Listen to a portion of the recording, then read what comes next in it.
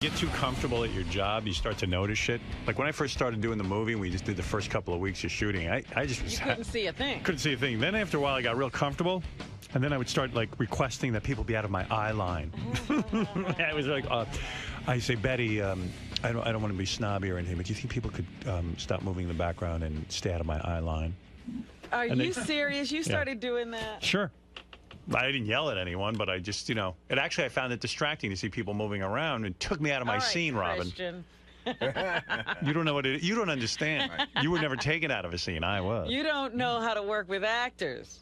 I'm not asking you. I'm telling you. It really sucks being like a supporting player in something. Yeah, the guy's having a tirade. Well, yeah, what do you do when that's going on? Just punch him. Yeah, or if something's going on that you're incredibly uncomfortable with and they love, you just got to deal with it. Right. You know? But I mean, if he's doing that, where do you look? Where do you shift your? You got to pretend that's not happening. It makes the whole set tense. It's stupid. Because, now that Gary says that Howard has done that to him. Yeah, all the time. I remember being there sometimes, and where do you look? You don't look. Look away. Can I come in for a second? No. Hey, by the way, I was looking at the email. Somebody sent me an interesting email speaking of Gary. Instead of stools in Gary's fucking home theater, he should have put in dentist chairs. That would have been a good look. Imagine just all dentist chairs. What is it, Gary? The one that I always remember, the one that's like scarred me for life, it was during a meeting. And it was one of those tirades that was during a meeting. And we're in a room full of people. There's nowhere to look. I don't know where to look. Yeah. I'm sure the one thing that bugs me about our operation is that I feel a lot of things get forgotten, like a lot of material that's good and it's only been played once or twice. And I've always tried to come up with a system where someone, my producer or somebody, would keep track of this material and recycle it. Mm-hmm. And Sal and Richard are actually getting on that. I used to try to get Fred to do it, but he didn't seem to be capable of that. And yeah, I wish I could. Gary was never really capable. And every meeting I would just go, I don't understand. What do I have to do? Like, why do I have to lay awake at night worrying about this? Well, I remember the particular meeting that you're talking about. Do you remember what it was about? And I know it was something sort of like that. Right. Because he was like, Gary, you're killing me. You're killing me. Yeah. And he just kept saying, you're killing me. But then it got to the point where, wonderful, Robin. Wonderful impression. You don't say anything, right? So you don't say anything at all. You just sit there and you weather the storm. But it's not enough. Right. And then it becomes like you say, I understand it won't happen again. And then that feeds the next level. Then it was like, I lay awake at night wondering what else you're forgetting or missing. Here's the part, though. I'm remembering what you're forgetting. Here's the part that's always the worst. The part that you do is you talk to me as if I'm Gary the retard. Right. And you go, listen. This is how it works. You pick up a pen. You put it on the fucking paper. Right. You move the fucking pen. Yeah. I mean, I'm saying maybe I need to explain to him how to write. You go, that's exactly what maybe I need to. Do I need to explain to you how to write? No, Howard, you don't. No, let me fucking explain how to write. All right, good. You should find that file. I mean, weren't we recording those? I don't know. Good. Play them. I'm proud of that. You don't understand. You look at the room. The entire room is looking at their shoelaces. I know. That might have been here. No, that was at K-Rock. It was at K-Rock. Yeah. It's before you, I think, Artie. Well, you know what? You're bringing this up, and it's annoying me even now that you still haven't straightened that out. You're reminding me of what I'm angry about. It was around the time of the movie. Yeah. That's what Casey Stengel did with the Mets after the '62 season. He said, "Okay, guys, this is a baseball." Yeah, well, maybe it's time to go back to basics. It's crazy. All right, thank you, Gary. Now I'm all upset with him. Again, all over again. He should never remind me of why I'm upset. I think with the computer system now, you do, salvage and use when you need to a lot of old material. Like now it's great that, you could just play that phony phone call immediately from Lily Tomlin because you were talking about Kristen also Bell. Sal and Richard keep track of where the stuff is. I'm telling you, those two guys, that's why I like them. People say, why do you keep Sal and Richard around? First of all, they're creative. Second of all, as soon as I need something, it's there. They seem to have a grasp of that I need to recall this stuff. Well, we also have a better system since we got here. No, Sal and Richard. You could have all the systems you want. We used to only have one. Thank you. But it wasn't Gary's fault then. You needed Sal and Richard. Yeah. Trust me, Sal and Richard. The reason why Sal and Richard remember everything is because they think their every creation is gold. Well, that's okay. They seem to, and JD's good at pulling up these clips too. Yes, he is. Yeah. You, I have a problem with. Well, you know, everybody's like that. I mean, I think He's busy. He's another one busy with his face page. Facebook page. You should see what goes on Gary's Facebook page. Really? Oh, my goodness. Very busy updating it and constructing sentences. Dude, I don't. Come on. I don't tell people what I'm doing. All I do is add friends. I hate to see Gary busy. I say if Gary's busy with Facebook, he's got time to organize and get our office together. Oh, that was the other. Look for clips. You want me to make it? That was the other app. If something went wrong on Wednesday, it was because I was doing an appearance in El Paso last Saturday. Yes. And that Saturday, I could have been home thinking about what I was about to do. That's right. You could have put effort into your work. You were sabotaging me. He was. I'm just remembering how you do. You put things just like that. Well, no, he works for the competition. I believe he was hired by that. Here's my favorite. Gary, maybe if you weren't at the Nassau Coliseum swinging a sledgehammer at a monster truck show, I'd have my fucking tape. Well, he's right. Imagine the guy gets on a fucking clown outfit, and he's in a. Didn't they want to put him in a barrel once? Yeah, he was in a barrel. And I'm like, you got a pretty good job here. I don't hear Rob Burnett being in a barrel in a clown circus. I give you a hint. They paid Rob Burnett enough. He didn't have to get in a fucking barrel. No, Rob I don't Burnett. care. If it's about pay, that's one thing. But the fact of the matter is, you weren't doing your job. Why should you get paid more if you don't do your job? Oh, in other words, goodness. well, if they pay me. I hate that. That's my pet peeve. If they pay me. Let me tell you, pal. They used to pay me $12,000 a year, and I did it. And I put. Yeah, that's right. And guess what? I busted my fucking balls. Didn't matter what they paid me. If they paid me, this is my new attitude. People come to me, oh, they should pay me more. I go, pay you more? You're not doing what you're supposed to be doing. Why would someone pay you more? Should pay you less. Well, if they paid me more, I do more. So you are capable of doing more. He's capable. He's handy capable. He's more organized on that Facebook than he is here. Yeah, there's his Facebook page. Sal's got it right. Oh, jeez. There it is. Loves chocolate, teen anal, and talking all day. Teen anal? There it is. It's Monkey Facebook. Monkey Facebook. Oh, my goodness. Sal's funny. He's organized back there. I'll tell you that about Sal. Good that he's organized. His whole life might be fucked up, but he's got all his... Hey, JD, too. I like him. Sometimes all you have is work. Sal was just reminiscing with me about. I won't get into the details of it because I know you want to talk about it there. But there was a time in like a year ago where you took Sal in a private meeting, and yelled at him really, really bad. What did he do? I don't want to say it. Yeah, so he probably did something bad. Yeah. What did he do? I'll write it down for you. Is that when he jerked off? Or he jerked off at work. Yeah. Was I was just that like, hey, it? dude. Did you take him into a room for Yeah, that? I'm not running an animal farm here. Oh. Yeah, it's bullshit. He makes me look bad. Can't be jerking off at work. Listen, what's the proper way or the politically correct way for a boss to respond to that? But you know why I get pissed? I don't even want That's perfectly appropriate. I don't want to be the boss. That's the fucked up part. Well, I mean, as a guy who's in a position to reprimand Well, him. you are represented when he jerks by off at him. work, I got to fucking sit there and yell at him. Oh, all right. Yeah, But do you remember how? But you yelled at him. Remember? Did I? Yeah, we all sat. It was really weird because it was me, him, and John Hine and you, and we sat right in here. Those are the days when Sal used to I'd get a guest in. And then Sal would sabotage it by either making fun of them or like he would just. Yeah, he'd get involved. Yeah. And I was like, I didn't ask for your involvement. Go sit back in your room. Which one do you want? Right. The smart guy or the dumb guy? I don't know what I want. So, Gary, you and Howard reminisced a little bit how he used to give you some scoldings back in the day. Yeah. How does it happen anymore, or what? How did it stop? I don't know. He's mellowed. I do my job. I think he's mellowed is what it is. He would focus on stuff and just get crazy about it. And he wasn't always, listen, he wasn't always wrong about something being wrong, or not being done the way he wanted to. But I don't know that that the punishment always fit the crime. Okay, something might have gone wrong, and then he would just scream at you for like 15 minutes in front of a group of people. It would be uncomfortable when I think, pulling me into the office afterwards and saying, hey, get this fucking right would have been as effective. Listen, when he fucks with you on the air, I think that there were a lot of times where he'd be really pissed off at me, and he could shut those microphones off and make up the big lie. I'm not that man. I'm just doing it for material. But I think he really was that man. when he does it off the air, there's nothing to say. It's just embarrassing for all of us. Because he has no audience, so it's definitely. Well, he had an audience. It's just he can't say he's doing it for any other reason than he's just humiliating me. Let's go to the Zig. Zig, you're on the air. Hey now, Howard. Hey now. Hey. Hey, yo. Hey now. Yeah, I'm a recent subscriber to Howard TV, and I pretty much love it so far. But the thing I can't stand is you guys always give Gary shit about people not liking him on TV, but the thing I can't stand is seeing Jason.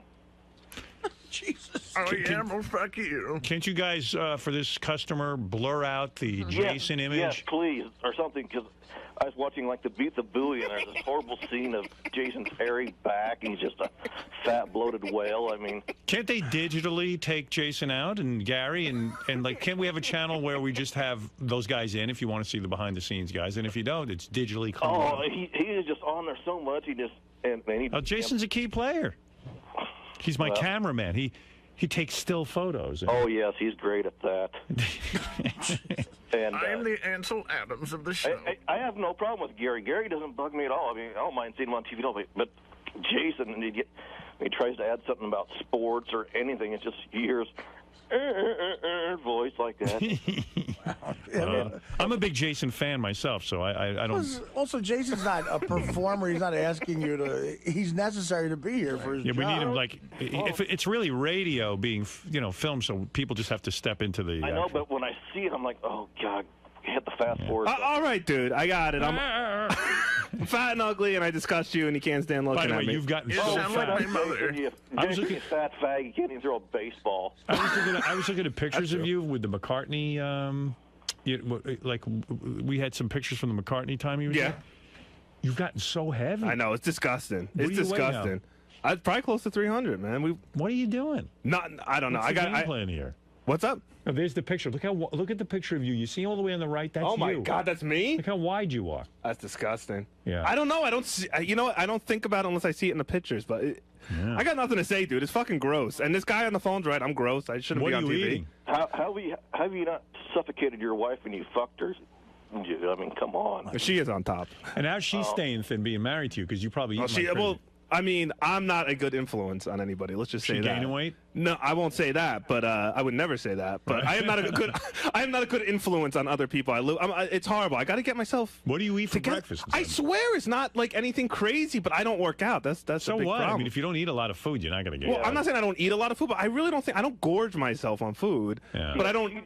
Cheetos and watching TV doesn't help for your diet there. Thanks, sexy. What's his waist? You going to measure him? Oh, for Christ's sake! Do an over and under? Anybody want to take a guess? Over or under? I'm going to say his waist is 50. Well, I bet you he's close to. Do you even know where my waist is, dude? You don't even know fucking where know your what you're waist doing. is. It's in Japan. If I don't know where it is, how's Sal gonna know where it is? Your waist is all over the fucking What's like a normal Okay, waist? he's above my belly button right Wait a now. minute, let me get Yeah, you got to go down lower. That's Now he's not on my belly waist. button. Now he's on my cock. It's in the middle of your body. All right, leave his cock alone. What's the matter with you? I thought we were measuring, not getting a feel. 11 inches. Sal just grabbed his cock. I know. Jason, you should have just fucking elbowed him. Go ahead. He Hey, liked it. Howard. Yeah. I'd say my favorite part lately, though, on Howard, since I got Howard TV, is seeing Robin. Robin just looks amazing. Oh, there you go. Well, yeah, because she's not eating out of control. Everyone has their fans, and everyone has their. Hey, well, yeah, of course, Artie and Fred. All right, hold on. We're playing over under. What is it, Sal? Get a measurement. Letting go of it. He's so fat. He can't Sal get around can't it. That's not a waist, what you're doing there. What in the hell That's not is his that? waist, but it's He's all on my belly button. That's his waist. Get him on the That's where scale. your pants are supposed to go. Okay, go ahead. He can't fit his pants there. What does he got? This. 60. That's not true. How many? 60? No way. That's not true. He's in the wrong place. 60 inches. Mine. It Oh, should he's be. going under Yeah, the go belly under the belly. now? All right, I'm 56 and a half. How much? 56 and a half under the belly. Hold on, wait. Wow. 56 and a half waist? Whatever it is, it's What kind of disgusting. where do you get No, I don't- pants that big? I don't have. What the fuck is your problem? Jesus. Fucking loser. I don't have 56 pants. I have Wow. 48 pants. Ralph, and they hi. fit fine. Hey now. Uh-oh. Jason's problem is that he constantly smokes pot, and he doesn't even know what he eats. He's just stuffing his face when he gets high. But that's not true, because I don't keep food around. Like, I try not to keep food in the house at all. So Why? Because if it's there, I'll eat it. Jason, you're not a guy who doesn't have food in the house. I mean, look at you. I mean, I there's mean, no way that dude, happens. you don't get that heavy. If you're not keeping food in the house, you're not in the house. Right. I do. When I eat better. I'll tell you what I had. This morning I had a bagel and lox. With cream cheese? With cream cheese. Yeah, well, you guys leave out like the key ingredient. It's not the bagel and it's not the lox. It's the fucking, it's the cream cheese. It's the bagel, too. All those fucking processed carbs, man. That's terrible. Yeah, but okay, if all he ate was a bagel and lox for breakfast, and then had a normal sandwich and a normal dinner, he wouldn't be this heavy. I'm What is telling he you. eating immediately after that, Howard? You don't get this size just eating bagels, lox with cream cheese. How many? And then what do you have, like juice? No, I don't juice. I have a cup of coffee, no cream or sugar in it. Do you have, how much cream cheese do you put on there? Whatever the deli puts on there. Oh, they put a load on. Lather it on. They do. All the delis in New York, they do. They slather it on it. And then I have lunch. You can't live without cream cheese? You can't just knock the cream cheese off and enjoy that breakfast? See, with a this is bagel? why I'm fat. It never even occurred to me to get it without cream Well, cheese. the bagel. Like, it never so crossed my delicious. mind. A bagel's so delicious, you don't even need anything on it. Cream cheese is more delicious. It gets way better with cream What else cheese. did you eat, Jason? And then for lunch, I have. You don't have anything between I breakfast swear, and lunch. Swear to Lying God, I don't dog. even eat the fucking cupcakes when they come. Yeah. But for lunch, I could go either way. Sometimes I'm good. Yesterday I was bad. Yesterday I went to Chipotle and I got some tacos. Tacos with cheese? How many? There's 3 small ones and chips. Guacamole. And what else? And guacamole. Yeah, he doesn't know why he's fat. I didn't say I didn't know why I was fat. Switch from pot to Coke for just 2 months. Hey, Fatso, what'd you have for dinner?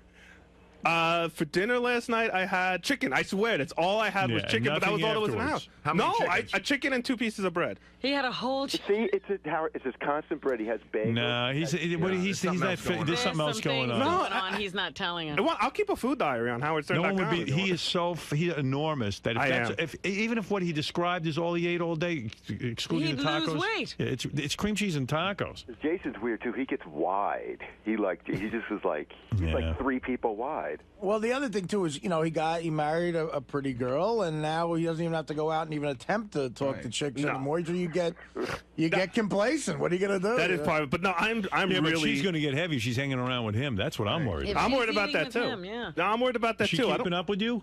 No, thank God. But right. I mean, how? But I wonder how long. Like when you see me laying around the house, not exercising, eating bad, it's gonna rub off eventually. Of course. So You're going to be like 2 fatzos. and I don't I'm want worried that. about her. I got to get to the gym. I do. I used to You've come. been saying that for months. I know, but I used to, sometimes it just takes that mental switch because I used to come on here and say, I don't care anymore, I don't care how fat I'm getting, but now I care. Now I'm man. really disgusted. Yeah, I could tell by the bagel you had yesterday. And today. All right, well, he's going to change today. Are you gonna have you want to have a kid soon? Is that like No, in your no. discussion? No. No. Yeah, you shouldn't have kids. Thanks. Howard, who should have kids? Why should I have He kids? hasn't seen anybody he thinks should have kids yet. It's not for you. I don't see you as a dad. Oh, I'd be a good dad. But I would want to lose weight before I have kids. I don't want to die of a heart attack at 35. All right, thanks, Jason. Just eat healthy, dopey. Thanks. Thank you, Ralph. Well, that's very good advice. Jason, does this come to a big shock? First of Big all, surprise? I don't know where that Pearl McCartney picture came from. I had no idea Howard was staring at pictures of me from the back and seeing how fat I am. It's what a surprise. Someone thinks I'm fat and disgusting? Yeah. No, it's not a surprise. The fact that someone cares enough to call into the show and say that, as if I'm on the air a lot, is funny and surprising. But no, I mean, look at me. There's no other opinion to have other than I'm fat and disgusting. Like, right, Lisa, you You're like not me. disgusting. Thank you. People who aren't my friends, that's the only conclusion that comes to. I mean, what can I say? I'm fat. I'm not going to pretend otherwise. You're going to try to do something about it? This time, yeah. Like what? Why this time? Because like I said, for a long time, I just didn't care. Like, I really didn't give a shit. I'm like, I'm fat. I don't give a shit. Who cares? But now, I don't know. Well, you lost so much weight, in the Battle of the Blobs. Yeah. And then you gained it all back. I gained it more back. I think I'm gained definitely, more, right? I'm definitely fatter now than when we started that. It's depressing. I mean, what do you want me to say? It's fucking. It's I don't know what you want me to say. I don't even know what. It sucks. I'm fat. I don't take care of myself. I'm gonna live a very unhealthy short life if I don't switch things around. And that douchebag hates seeing me on Howard TV. So make sure to digitally. Yeah, I was gonna say. I hate to do it, but we're probably gonna have to blur your face during this whole thing. Yeah, true. Yeah. You know what though? Like, yeah, just put someone else. Do it for me and that guy on the phone. Just put someone else's body in here, really. Just somebody else, and somebody else's voice. because everyone tells me my voice is horrible. Just, I hate myself.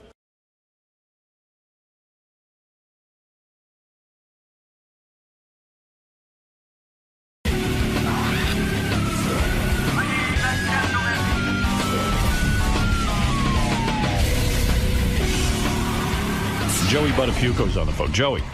Hey, man. Hey, so you're out of the Slammer. That sucked, too. It's good that I'm out and I'm home, but that sucked.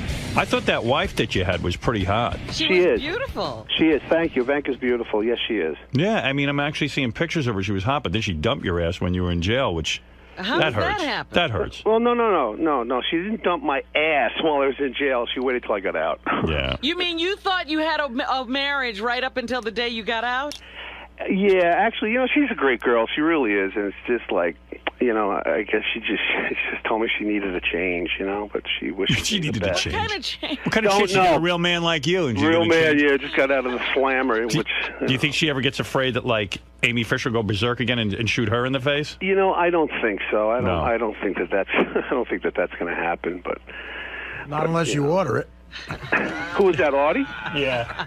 I didn't even know he was still on the show. That was Benji. Well, you don't get it in you don't get it in the joint. No, we don't get it in the joint. Joey, by the way, was most recently in prison because he had a few bullet casings in his house, and as a guy on parole, he's not allowed to have bullet casings in his house, and I guess the cops somehow ended up at his house and found bullet. Why were the cops at your house anyway? First of all, I've never been on parole. Oh, what are you on? I was on probation. Probation, okay. There you I had go. a 5-year run on probation. So after a year, every month, probation department would come to the ranch and they just do a probation check, make sure your life is on track and everything is right, and make sure you're not doing whatever it is you're not supposed to do. And honestly, I hadn't left my home in a year. I was home and just doing my thing. That's what's great about this country, that we have the resources to check up. Sit at home though. Yeah, but and also to check up on people and make sure they're behaving. Yeah, well, LA is like was much safer with me off the street and in jail because it was much safer because we noticed the drop in crime. But seriously, Howard. So what happened? You got out of jail. You come home, and the ex-wife, the wife. Let me back up a little bit. First, with this probation violation that landed me back in there was ridiculous because in 2003, when I got arrested for the insurance deal, they had 100 ATF agents that rolled my house at 6 o'clock in the morning. It was like something you see, on television. You don't really think it's ever going to happen to you. And when it did, they took a shotgun. It was an old family shotgun. I think my mom used it to shoot snakes in Florida. And it had a box of shotgun shells that my son Paulie bought in like 2001. Now I got arrested in 2003. So they took the gun, and really, I honestly thought that they took the shells. Why wouldn't they?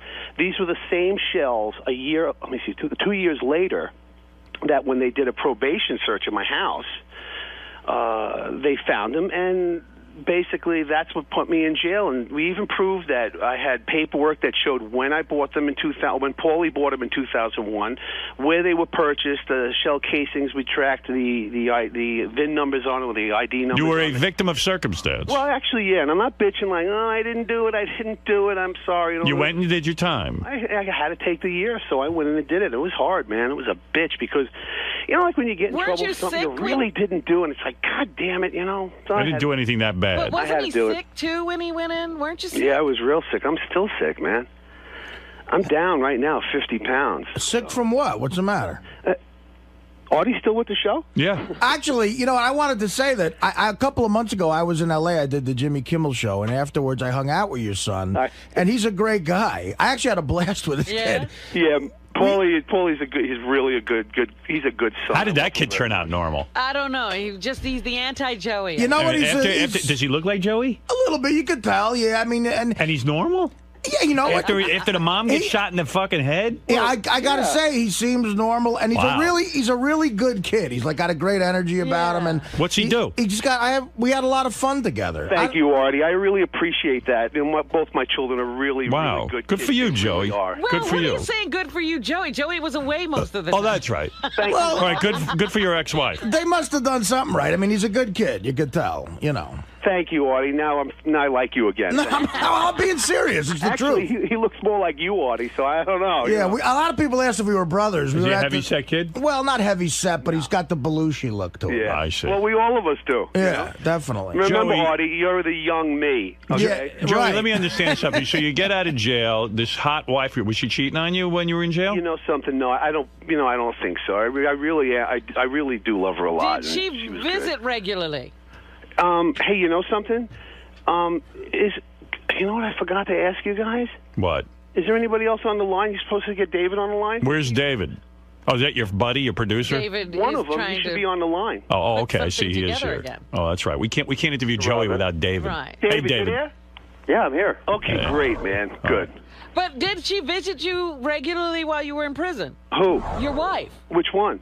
The new one. First one. I mean, the new Absolutely. one. Every visiting day, Ivanka came down to the jail, and she waited on that line outside with all the people that wait out there to come She's in going to and see have their no people. problem meeting a new man. That's for sure. I That's know, a good-looking she's very- woman. She's very beautiful. Any conjugal visits? He's while hanging you out at the jail still. It's any conjugal visits, Yeah. Robin? Yeah, any conjugal No, it was all no contact visits. Wow. It was all through the glass and on the phone. You were in prison. You weren't in jail, right? I was in jail, L.A. County, Men's Oh, Central. Great spot. Right? That's Weren't exactly the where I was. parents great to you, Joey? No, I was well taken care of with my medical and all that. Did yeah, you have Did you have a roommate?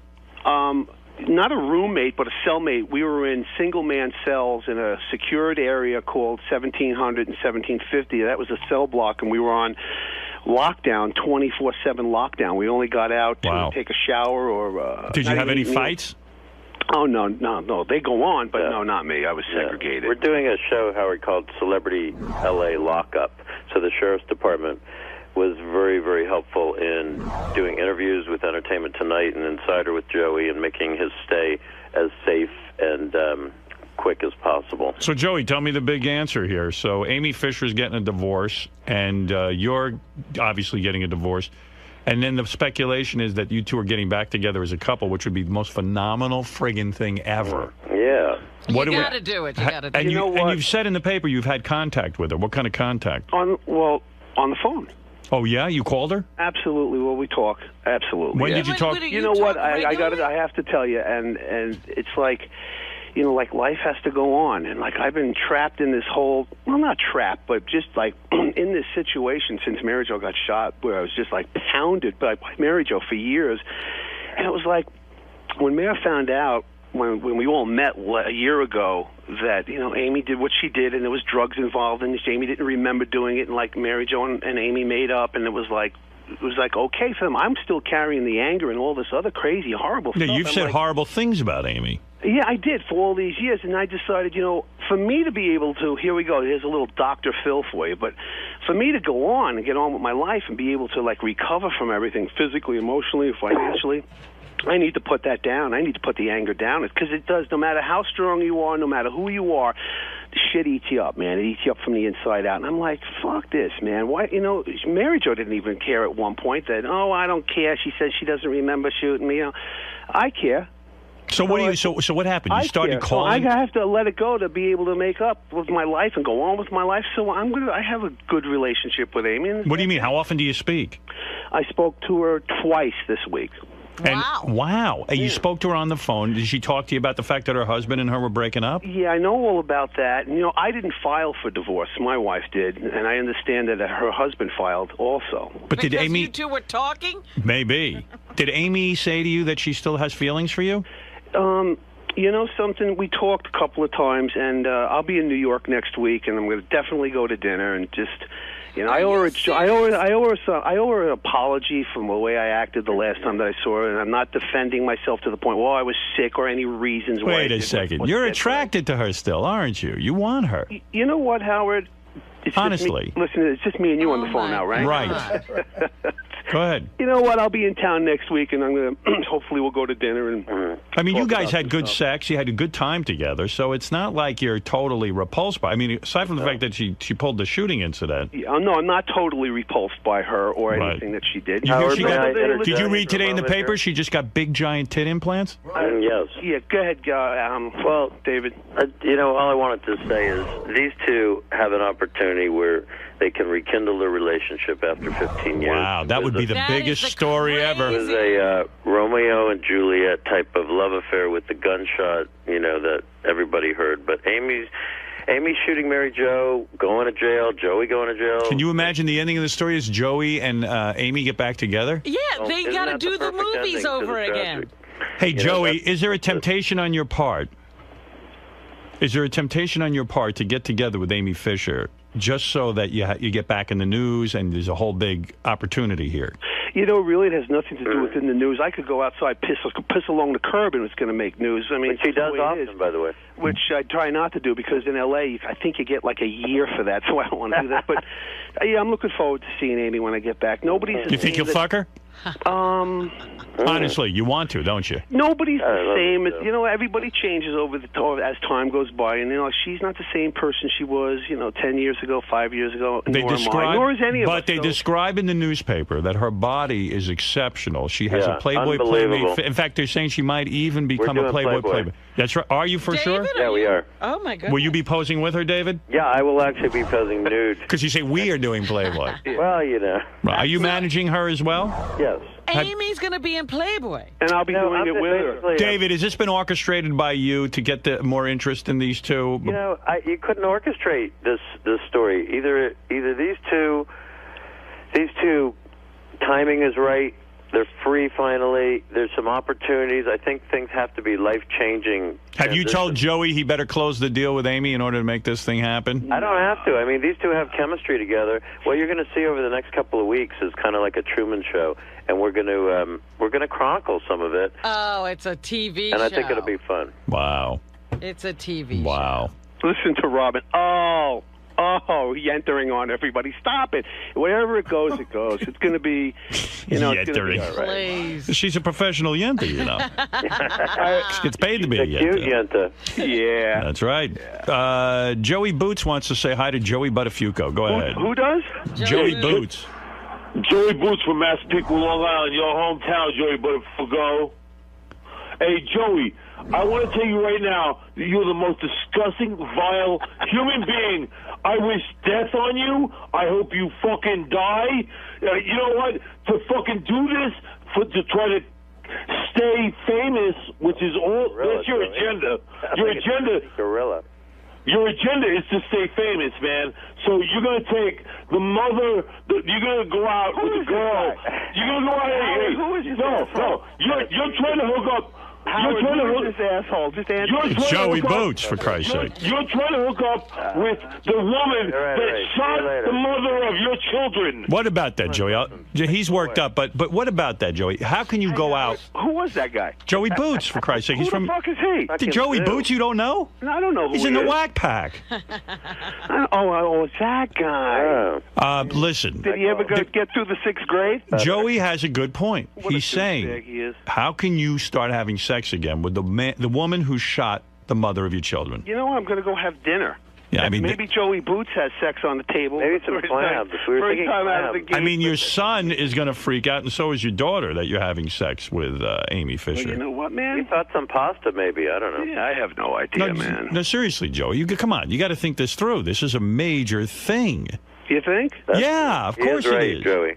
Well, you know something? He is right. I'm heading back to New York in a little bit. Except my life's going in a different direction, whatever it is. You're going to see these guys on the cover of People magazine. We're going to do Letterman. We're going to do Letterman. Well, how do the children feel about this buddying honestly, up with... If Mary Jo and Amy can sit down and not even hash it out, but talk out what they needed to talk out, and Mary Jo can forgive her, what? What's your tactic? What happened to Hello? Joey. He's gone. No. David, you there? Everybody else is making up and going on with their lives. I'm entitled to do the same thing. Joey, what's the plan? You want to go to bed with her? I lost everybody. You there? Oh, our phones went dead. Yeah. Completely dead. You should see what's going on. Hey, Joey, you there? Everybody got disconnected. Hello. Hey, anybody here? Nobody can hear anybody. Wow, the whole... Maybe they'll call back. Let's listen in. Let's hear if anything else happens. We get some inside information. We got disconnected. Hello? Hey, guys, the phone system just died. Yeah, we know the whole thing just crashed. We're checking on it. That would have been great if he just said something like, Amy, you can keep blowing me. What do you guys think? I'll go around the room. All right, first Fred. Is this just a huge publicity stunt orchestrated by David Creef? Yeah, David Creep is definitely behind the whole thing. And I really feel badly for Mary Jo. I mean, she's taken more shots on this. There's a phone being dialed up.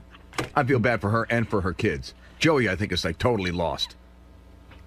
Robin, is this a publicity stunt? What's going on here? Yes, there's nothing going on. They're just doing this to get back in the press and to create another TV show. Artie, what do you say? It has to be. I agree with Robin. I mean, as low as a human being can go. I would hope he at least called Mary Jo and said, listen, this is going to be so embarrassing. The innuendos, the press, the tabloids are going to say we're together again and she shot you. Again, like Joey Boots made such a great point. The mother of his kids was shot by this woman. Absolutely. And I hope he at least said to Mary Jo, look, it's going to mean quick money. Do you mind if we do this and I give you a cut or something? What do you think the reality is? Do you think that Amy Fisher will start banging Joey again? Her husband was a Joey Buttafuoco lookalike. I don't think so. I really don't. Why wouldn't you think Amy Fisher would do that? The more interesting question is, would Joey, if given the opportunity, fuck her? Yes. But that's my point. Why would Artie not think that Amy would be open to it? Because I just think the whole thing is a contrived stunt. I really do. I understand that, but why would you say Amy Fisher's the one who won't be she's crazy. into it? Well, I don't know. Nuts. Well, she's older now. We're, as Joey said, we're not the same people. Oh, can you grow out of nuttiness? Can you grow out shooting somebody in the head? I'm hoping you can. Artie thinks Amy might be normal. No, well, listen. She grew into I'd normal. fuck her. I'll fuck her. I look enough like Joey. I'll fuck her, too. I'll fuck her right now. That fucker. But While we're waiting. I don't know. I think Mary Jo, having met her a couple of times, I think she's got enough class in her to go. I don't care how much money. Still gotta hurt. Yeah, What I don't are care. you talking about? Mary Jo is she's a nice person. But what does Mary Jo got to do with this story? I'm saying if Joey did go to her and say, look, I'm sorry about what I'm about to do, but it's going to make me quick money. Do you mind this? Will it be that offensive? Even if I hope he would have said. Joey's not going to sleep with a spreading Amy Fisher? I would hope he wouldn't for the sake of his kids. Oh, you're crazy. Well, listen, I'm telling you what I think. Joey will fuck anything.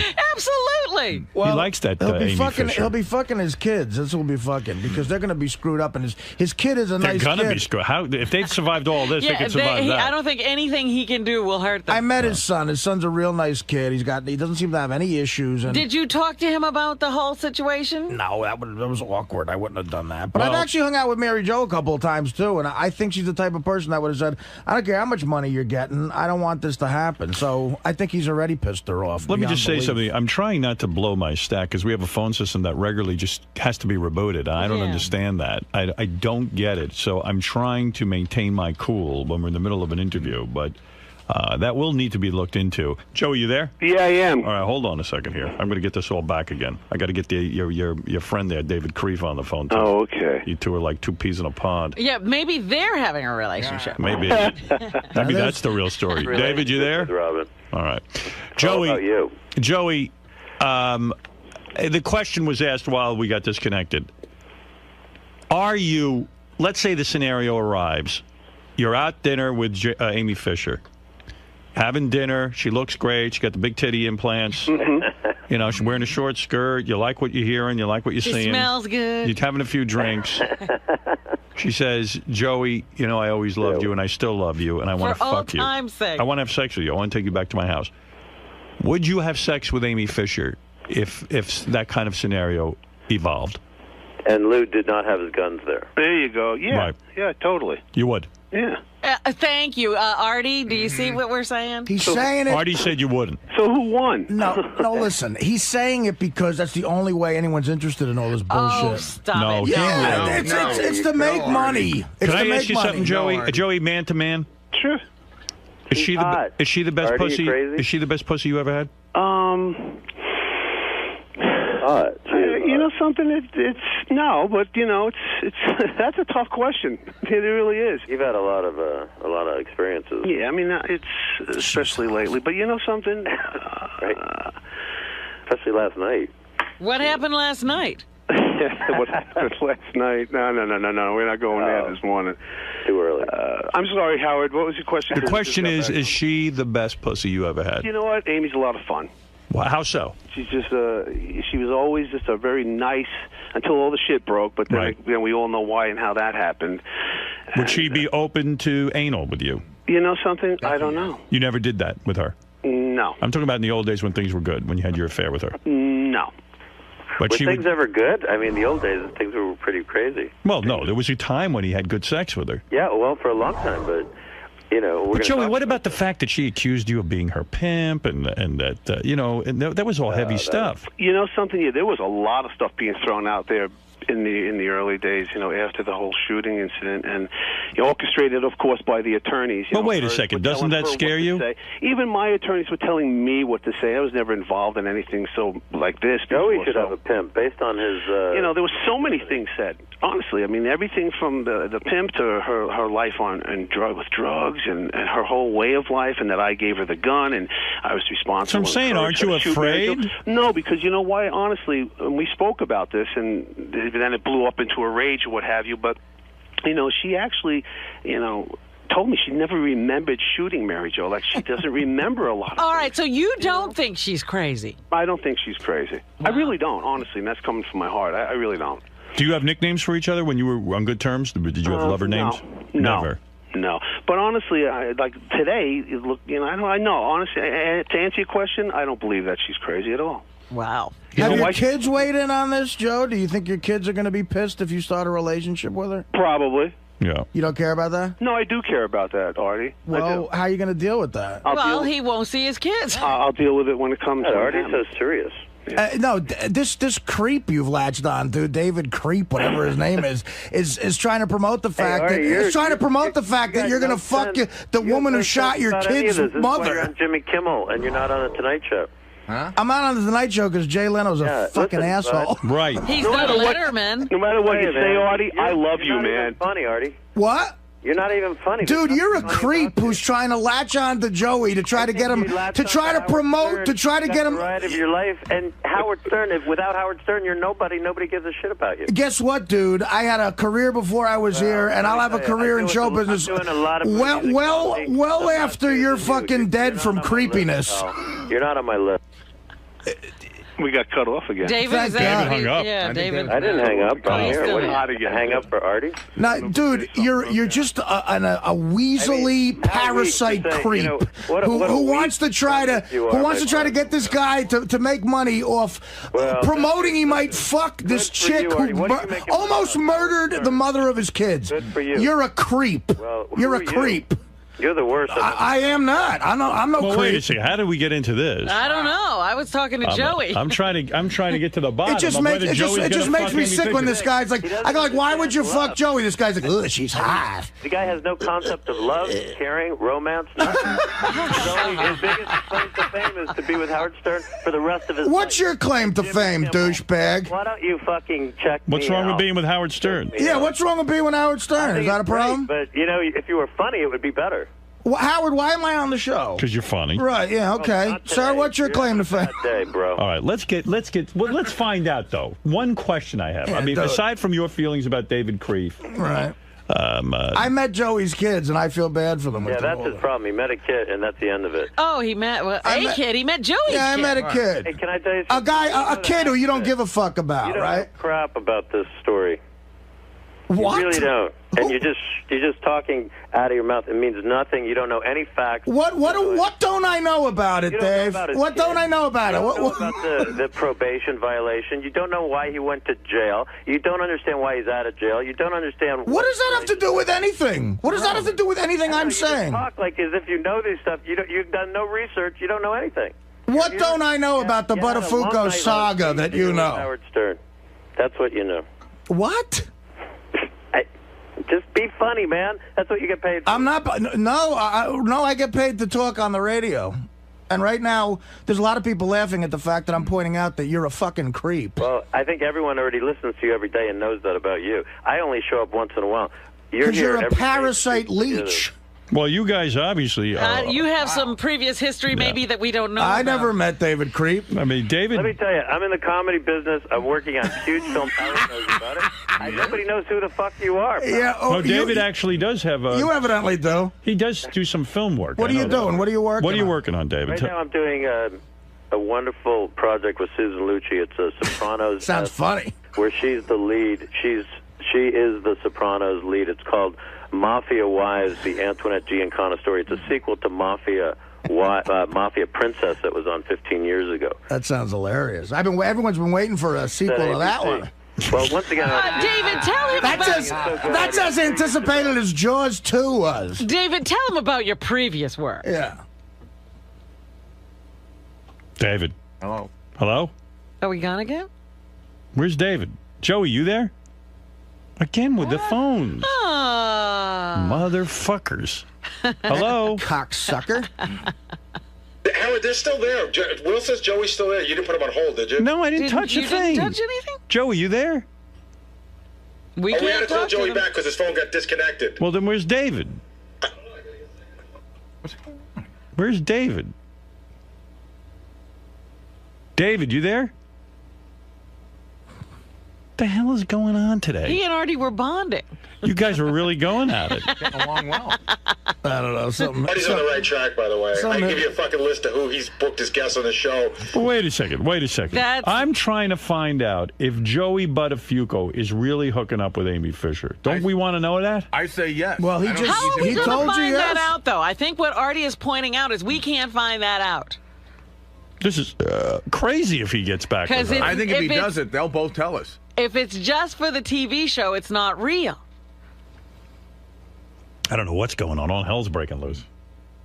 I mean, are they going to film them? I like hearing Artie yelling. Yeah, Joey but will be on in 2 seconds, Howard. Are they going to film them having sex, though? What are we going? Where are we going here? I don't know anything about love. David will film that. Joey, what's going on today? Oh, I'm back on. Okay, cool, man. This phone keeps getting fucked up on you guys. What's up with that? I think at this time it was you. No, it was all your. I'm going to hang up. Right? Come on. Hey, you know, Artie, no matter what, I think you're hilarious, and we always had fun, and so that's Joe, this ain't about you. It's about the kid that I met. That's your kid, who's a nice kid, who I think you're going to hurt by this. Yeah, well, Paul, he's not a kid. He's 27. You know, he makes his own choices and decisions. Hello? In his own life. I'm gonna. What is going on? And David's on there. Wait, David, you there? Yeah. Hey, we keep losing Joey. Did your phone disconnect? My phone has disconnected 3 times. So it's got to be us then. Yeah. I mean, I haven't hung up because of Artie. Trust me that. No, we know, sir. Yeah, we don't know. We're having trouble, and I just lost Joey. Your again. layer of sleaze is way stronger than that. Well, listen, pal. Maybe you and I will meet. There he's gone. Oh, he's gone. He can't even make his threat or his offer of a fuck duel. me with this phone system. Well, you are. I'm fucked. I'm getting pissed now. That was getting to be fun. I wanted his threat on tape. Yeah. Well, you got half a threat. If anybody's worried about XM and Sirius merging, I think it's necessary because we can't afford a phone system. Do you want to meet? Yeah, it's a. Let me tell you something. I'll tell you what I'm going to do to you. It might have been divine intervention for that guy, because if we ever met, he might have an Adirondack coming out of his ass. He doesn't like you, I'll tell you that. Wow. I don't like him either. All right, here's Joey. Hey, Joey, this is crazy. Yeah, man, we keep getting cut off, but it's on your end because. Yeah, it is. We must have a time limit or something. It's definitely our fault. You know what it is? We have one of those old pay phones. There you go. If you don't put the quarters in, you lose everybody. The operator needs more money. See, God doesn't want this promoted. Artie's really worked up. Yeah, Artie's pissed off. I'm getting that feeling for the little bit that I can hear because I keep getting cut off. But Artie, it's like, you know, you hung with Mary Jo at the last show, right? Out here in L.A. I've met her a couple of times, sure. He is right, Joey, though. If you bang Amy Fisher, yeah, it's going to fuck your kids up real bad. Well, the thing is, it sounds like Artie's more concerned than Joey is. I don't think that's a good thing. Who gives a shit about me? Listen, who gives a shit about me? But you should give a shit. You should give a shit about yourself because your kids probably give a shit about you. So you should doesn't give two shits out about you. You can rip my fucking chest out. At this point in time, she doesn't give a flying fuck. Who's this? Who? Mary Jo. But what about your kids? You know something? I love my kids. My kids love me. It's like, I don't know what else to tell you. You don't think this would hurt them? You know something? I'd probably have to sit down with them, talk to them. You're going to have time to talk to them before you might want to do that before bang the date. Amy Fisher? Well, first you'll bang her, then you'll talk to him. Although I personally would love to see this. Well, of course we would. It would be good for us. I think a lot of people would. I mean, but seriously, I just want to. When you talk to Amy on, but wait a second. When you talk to Amy on the phone, like, is she talking romance? We talk about a lot of things. Have you had phone sex? No. But what, like, does she ever say, I did love sleeping with you, Joey. You were so great in bed. You're such a man. Well, you know what? She did tell me that she loved me very much back in the day and now. So it's like, I don't think I'm responsible for her breakup with her husband or anything like that. I would hope not. But I think she's just looking for a change and move in a different direction. Right, she's vulnerable Is it right merely now. a coincidence that the two of you are getting divorced at the same time? You want to know something? I didn't know this was happening on my end. This has happened like when I got out. I see. So I didn't know what was going on. What is it, Freddie? On my end. I actually have a couple. I have a couple questions for Joey. Joey, when you were with Amy back in the day, did you think it was going to get more serious? Did you hope it would get more serious, or was it just a fuck? That's what it was. But how about now? Do you think you would I don't love know. to see it develop? I'm going to see where it goes. Back in the day, he's saying she was just a fuck. Right. Well, wait a minute. He's not ruling out the fact that maybe it could develop into something. Otherwise, it would just. Absolutely, he's not ruling it out. But to me, it seems odd because you just found out you're getting a divorce. You're already ready to jump into something else with Amy Fisher. Hey, he's been in prison a year. Not that I'm ready to. There's no other girls on the planet. Right. You know what? And he's used to her.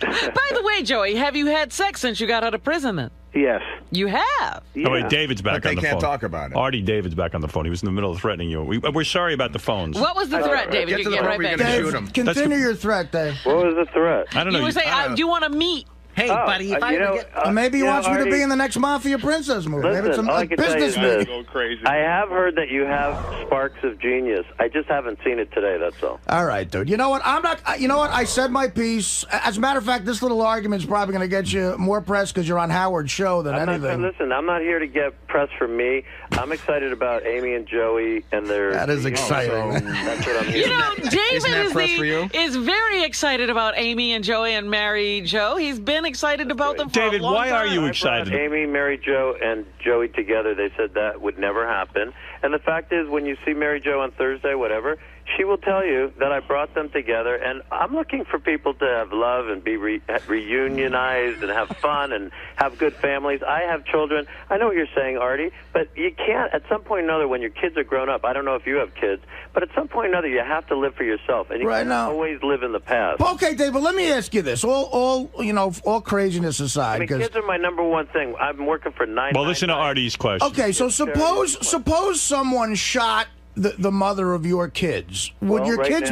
Well, suppose in the past it happened. Would your kids be upset if you were dating them publicly? Well, listen. I'm telling you right now, people change, and I don't know what was there 15 years ago. I wasn't part of Mary Jo and Joey's relationship. I don't know what caused it. I don't know if there was drugs and alcohol. 85% of all crimes have something to do with drugs and alcohol. Right. We'll say that. Well, I know something about that, but you know. So my feeling is, and believe me, I know something about this too, and I work for the sheriff's office. They're wonderful people. Sheriff Lee Bach is the finest man I've ever met. He's going to be governor of the state of California. We work for charities called 999 for Kids.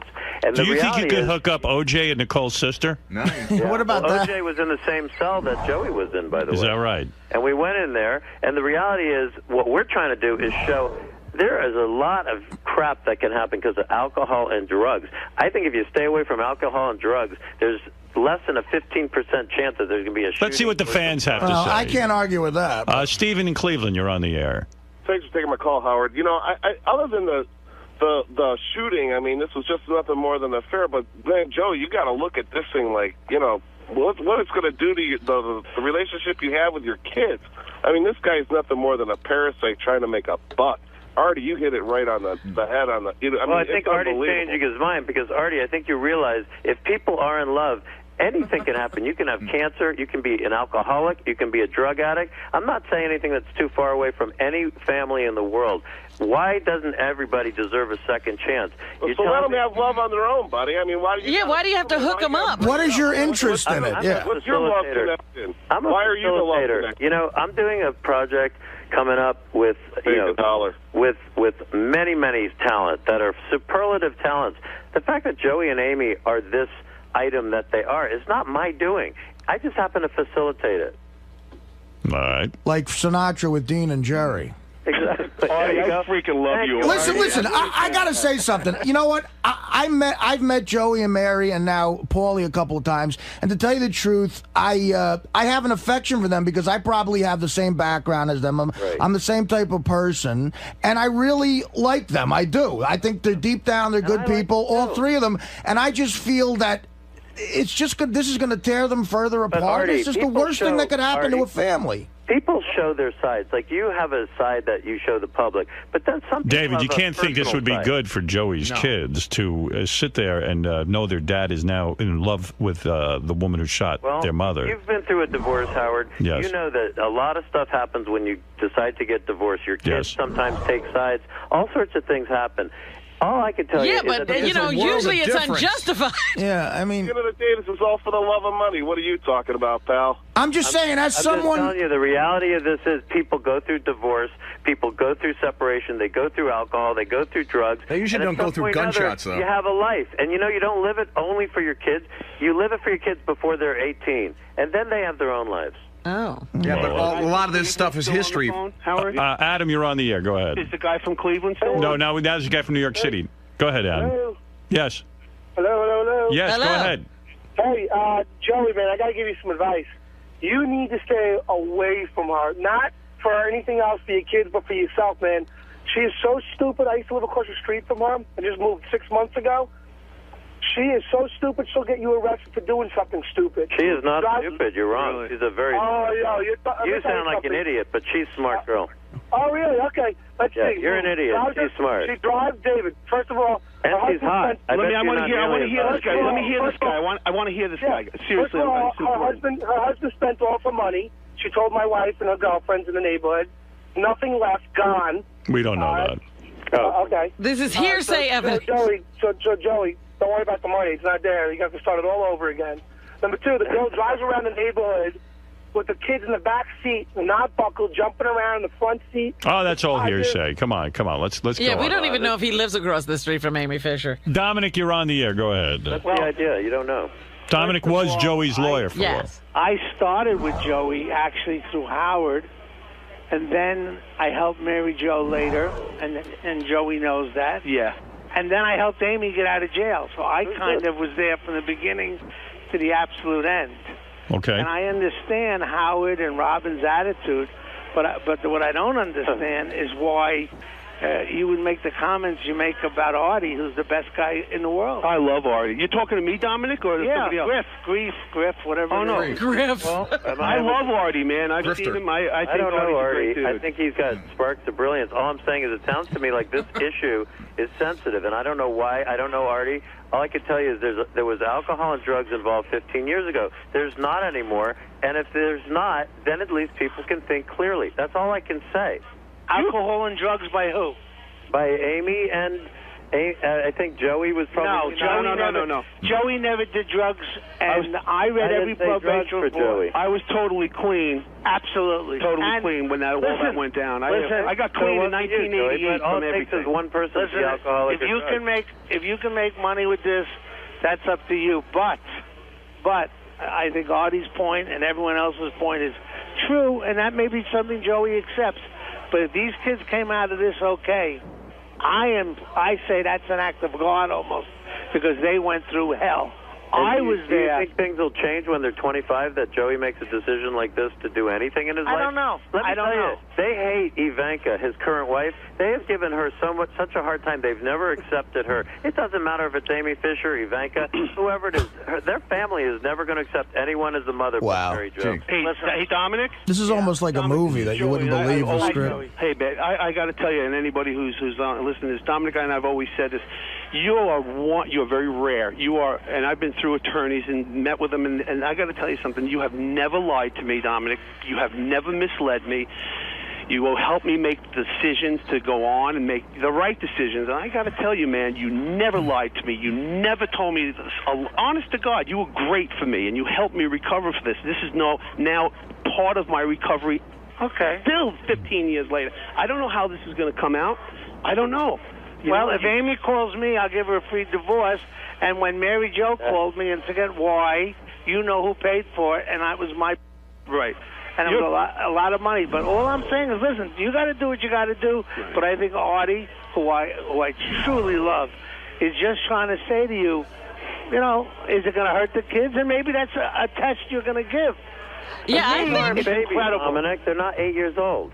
Well, I'm not saying I'm right or wrong. Well, it doesn't matter if a kid is 8 years old. If a kid, are you telling me that at some point or another you don't? Listen. There's a billion women on the planet. We're talking about. There may or may not be We're talking about reasons. specifically the woman who shot And there's Mary their Jo. mother. Listen, you want to know one other thing people are forgetting that she was underage when he was having sex with her, so there was another act of victimization going Nobody on. wants to listen to me. You guys are doing a great fucking Listen. The thing is, after I never met Joey's daughter. Joey's going to fuck Amy Fisher. I mean, I hear it in his voice. But He does not. He's hell bent on doing this. But after I met his son, I'm hearing that now they're going to just put the two of them in a house and see what happens. Right. That's crazy. Am I right, David, or not? You are brilliant. You're the only one that makes sense on this show. Because to me, you understand this show. Oh, you're nuts, David. I'm going to get on Artie's side in a minute. Yeah, well, listen. People make money off snuff films, too. Really? I don't know why I'm so smart, but I'm telling you. But I Joey, can't see. It's one thing to have them have a meeting. It's another thing to have them dancing around town. Hold it. Going to Vegas. Joey, it's a done deal, isn't it? Pretty much. You're underestimating Amy. Amy has 2 kids. Hold it, Dominic. I didn't get an answer. I didn't get an answer. She's a great mother. I don't think she'll do Joey, anything to harm her kids. Joey. And if you two can put a show on. I got to have a word in here. Joey. I agree with Dominic. I really do. Joey, you're going to have sex. You've always been the voice of reason. Wait. And God bless you, and I love you. So what do you agree with? He's saying not to have sex with this girl. Well, that's not the issue. That's not I the issue. discussed that on the phone today before they even meet, whether or not they're going to have sex. So Amy's children have to see a headline like that. So what's the issue? You could sell this as a reality show. You want to see them in a house? Wait. What's the issue? I don't even know. Howard's the only one that brought it up. I've never brought it up. What is the issue? If you can believe this or not, honestly, from my heart, I owe Amy a huge apology. It's not about sex. For me to get started into this another phase of my life, I owe Amy a huge apology, and whether anybody's there to see it or hear it or not, and I hope somebody is, because I owe it to her publicly. I really do, because of the last try. And the last try, I was a fucking maniac. And by the way, those got the highest ratings of any Entertainment Tonight sweep special ever. I'm sure it did, Dave. I'm not arguing there's going to be interest in this, but, after I met Joey's kid, Paulie, I honestly said to myself that night, I said, wow, that kid turned out great. He's nice. He ducked a bullet. He got through it, and he's going to be fine. And now you're dragging him back into it. Why test him twice? Actually, Artie, you and I have something in common. Artie, in my defense to that, I love my children, and I'm sure you speak to Paulie, and he tells you he loves me. We have a great relationship. We go riding our Harleys in the hills and everything, and I have a great relationship with Paulie. Oh, here we go again. Are we there? Yeah, we're here. Go. My son Paulie is not 12 years old anymore. He's 27. He's a grown man. I know, Joe, but and my daughter Jessie, I'm sure you met. She's working hard and she's doing her thing. She's 24 years old. He didn't meet Jessie, he said. Oh, okay. I never met Jesse, but again, I just said to myself, God, this kid ducked such a bullet in his life. Look, we're going over the same thing. Right. I don't know that Joey's actually. Have you told your children of what you're doing? No. I haven't seen or spoken to either one of my beautiful children. Wait, David, you got to shut up for 3 seconds and let the guy finish a sentence. That's okay. You guys are doing a great job. Joey. Yeah. You said you were interrupted. David jumps on every line you say. What did you say? You haven't seen your kids how long? I haven't seen Paul or Jesse since I went into the county, and that was January. I haven't seen them. So it doesn't sound I've called and left messages for Paulie, but I haven't heard from any. I haven't heard from them. I know that they want to see me and speak with me, but I haven't. And you know, for everything that everybody says about me, and we've all ducked this whole thing, just gotten through it. I am a very sensitive guy, and I know you guys a long time. And Howard, you were the only one there back 15 years ago when all this shit jumped off, and you were really the only one who gave me the chance to speak. Honestly, you really did. You know, all right, so all right. Well, everyone's just saying to you, better think this through. I haven't seen my kids, and I really need to, but I just got out like 8 days ago, and I'm dealing with so much. There's something bullshit. wrong here between you and your kids if you haven't seen them for that long. So I would think real hard about whether or not you should see Amy Fisher. I have a question. But on the other did they hand, visit him in jail? No, he said no. He hasn't seen them. No, I didn't want them to, guys, because it's a real shitty place to be, even for the people who come to visit inmates. It's a bad place to be. All right. Thank you, David. And David Kreef. Yep. Joey Buttafuoco, thank you. And keep us posted on what happens now between. You got it, man. All right, very Listen, good. guys, honestly, I hope everything turns out all right. I really do. Thanks, Artie. Thanks a lot. Thank you, guys. Bye, All right, Robin. Bye. Bye. All right. Bye, Howard. You let that guy have it in there. Yeah, I have no more energy. I don't know. Just something about it struck me the wrong way. And I did meet Joey's kid, and I felt bad. I don't know. I feel bad for the kid, and now it's just. I mean, this is how anybody could disagree with what we were saying in there is beyond me. Well, you were dead on, and you've been in show business a long time. Does he remind you of a lot of the creeps you've met? I don't know, man. I tell you, I've met some creeps, but that takes it to another level, man. That's creepiness at level red. I don't know. And the fact that he tried to feign that he cared and that he cares about people in love. I know. I don't know, man. It's a fucked up world. I'm glad I'm not that healthy, and I'll be leaving soon. Okay, you guys can deal with David Kreef. You know what's really fucked up? It's like everybody has a second chance. Everybody should get a second chance, except me. I'm not allowed to have a second chance in my life, I guess. You know, Mary Jo, God bless her, she's got a new guy in her life, and she's happy, and that's good. You know, my children even got a second chance in life because they were very young when all this happened to their mom, and it's, you know, they got a second chance to move on. And like Ivanka always told me, that's why I fell in love with Ivanka. I said, because she always told me, when is it my turn? Don't you get another chance? It's like, I think I just got my second chance with Ivanka, and I really believe that. I really believe that now she's gone, so.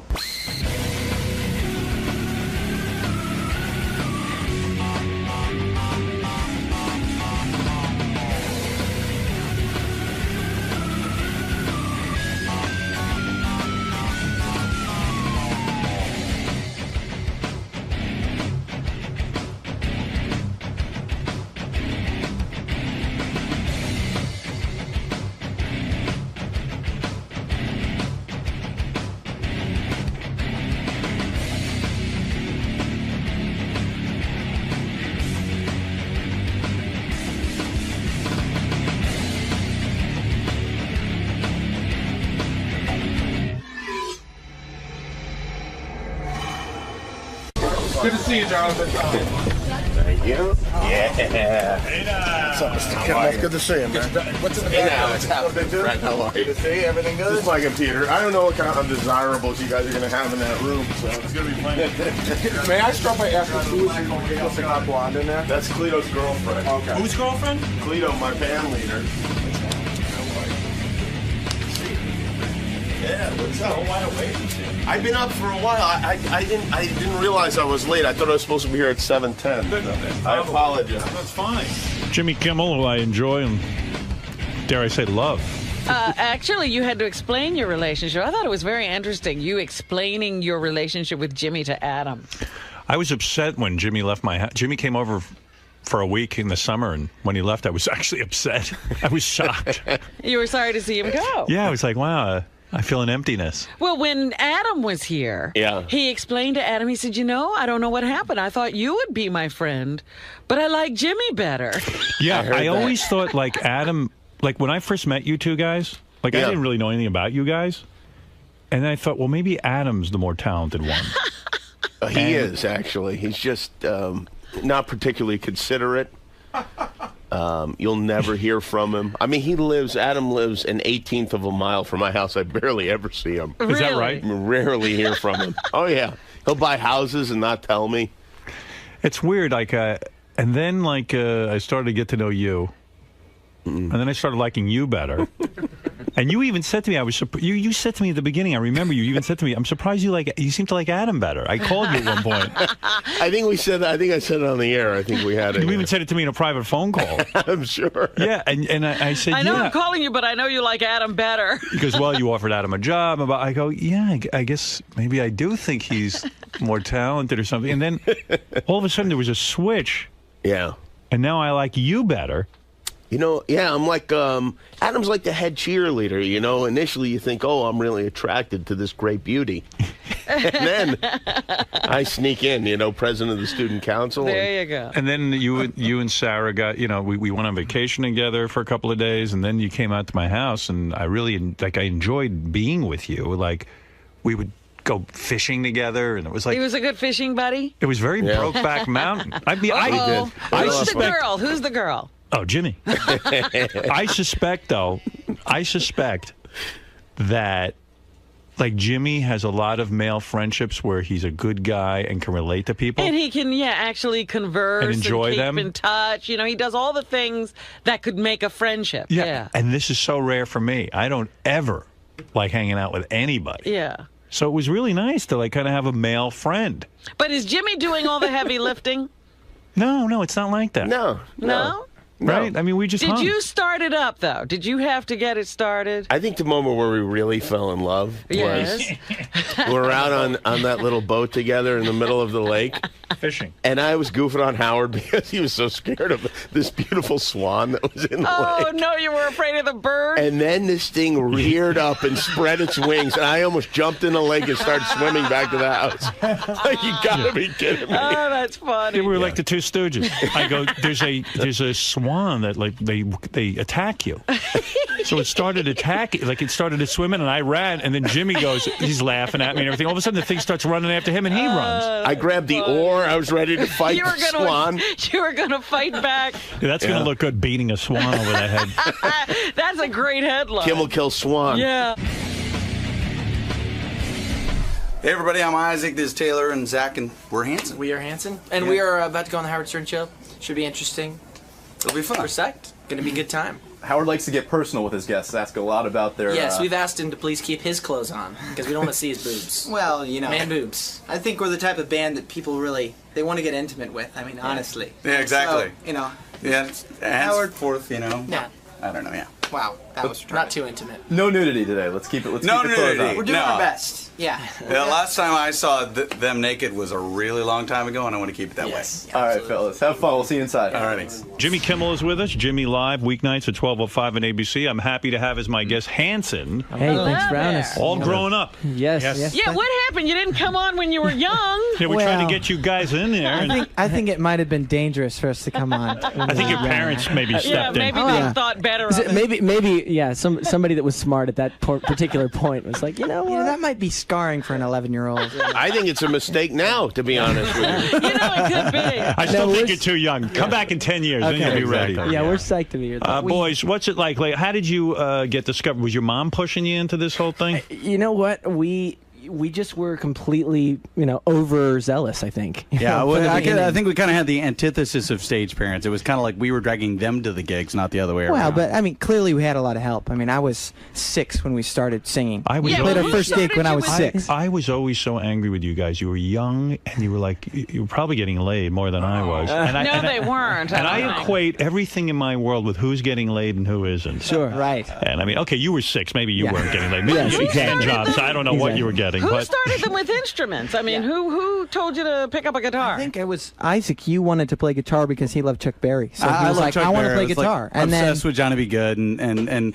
the first stuff I heard was like 1958 stuff like, Chuck Berry, Little Richard, Eddie Cochran. And then you got the other guys into it? You said, well, you play this and you play that? Well, actually, the greatest story about it is the fact that we started writing songs and we were just singing. Nobody, we had like, who wrote guitar and Bob? keyboard. The three of us. We wrote it when I was 8. Yeah, I was 8. Just screwing around and you wrote that. Boy, wrote a hit song when you were 8, huh? Yeah. That's crazy.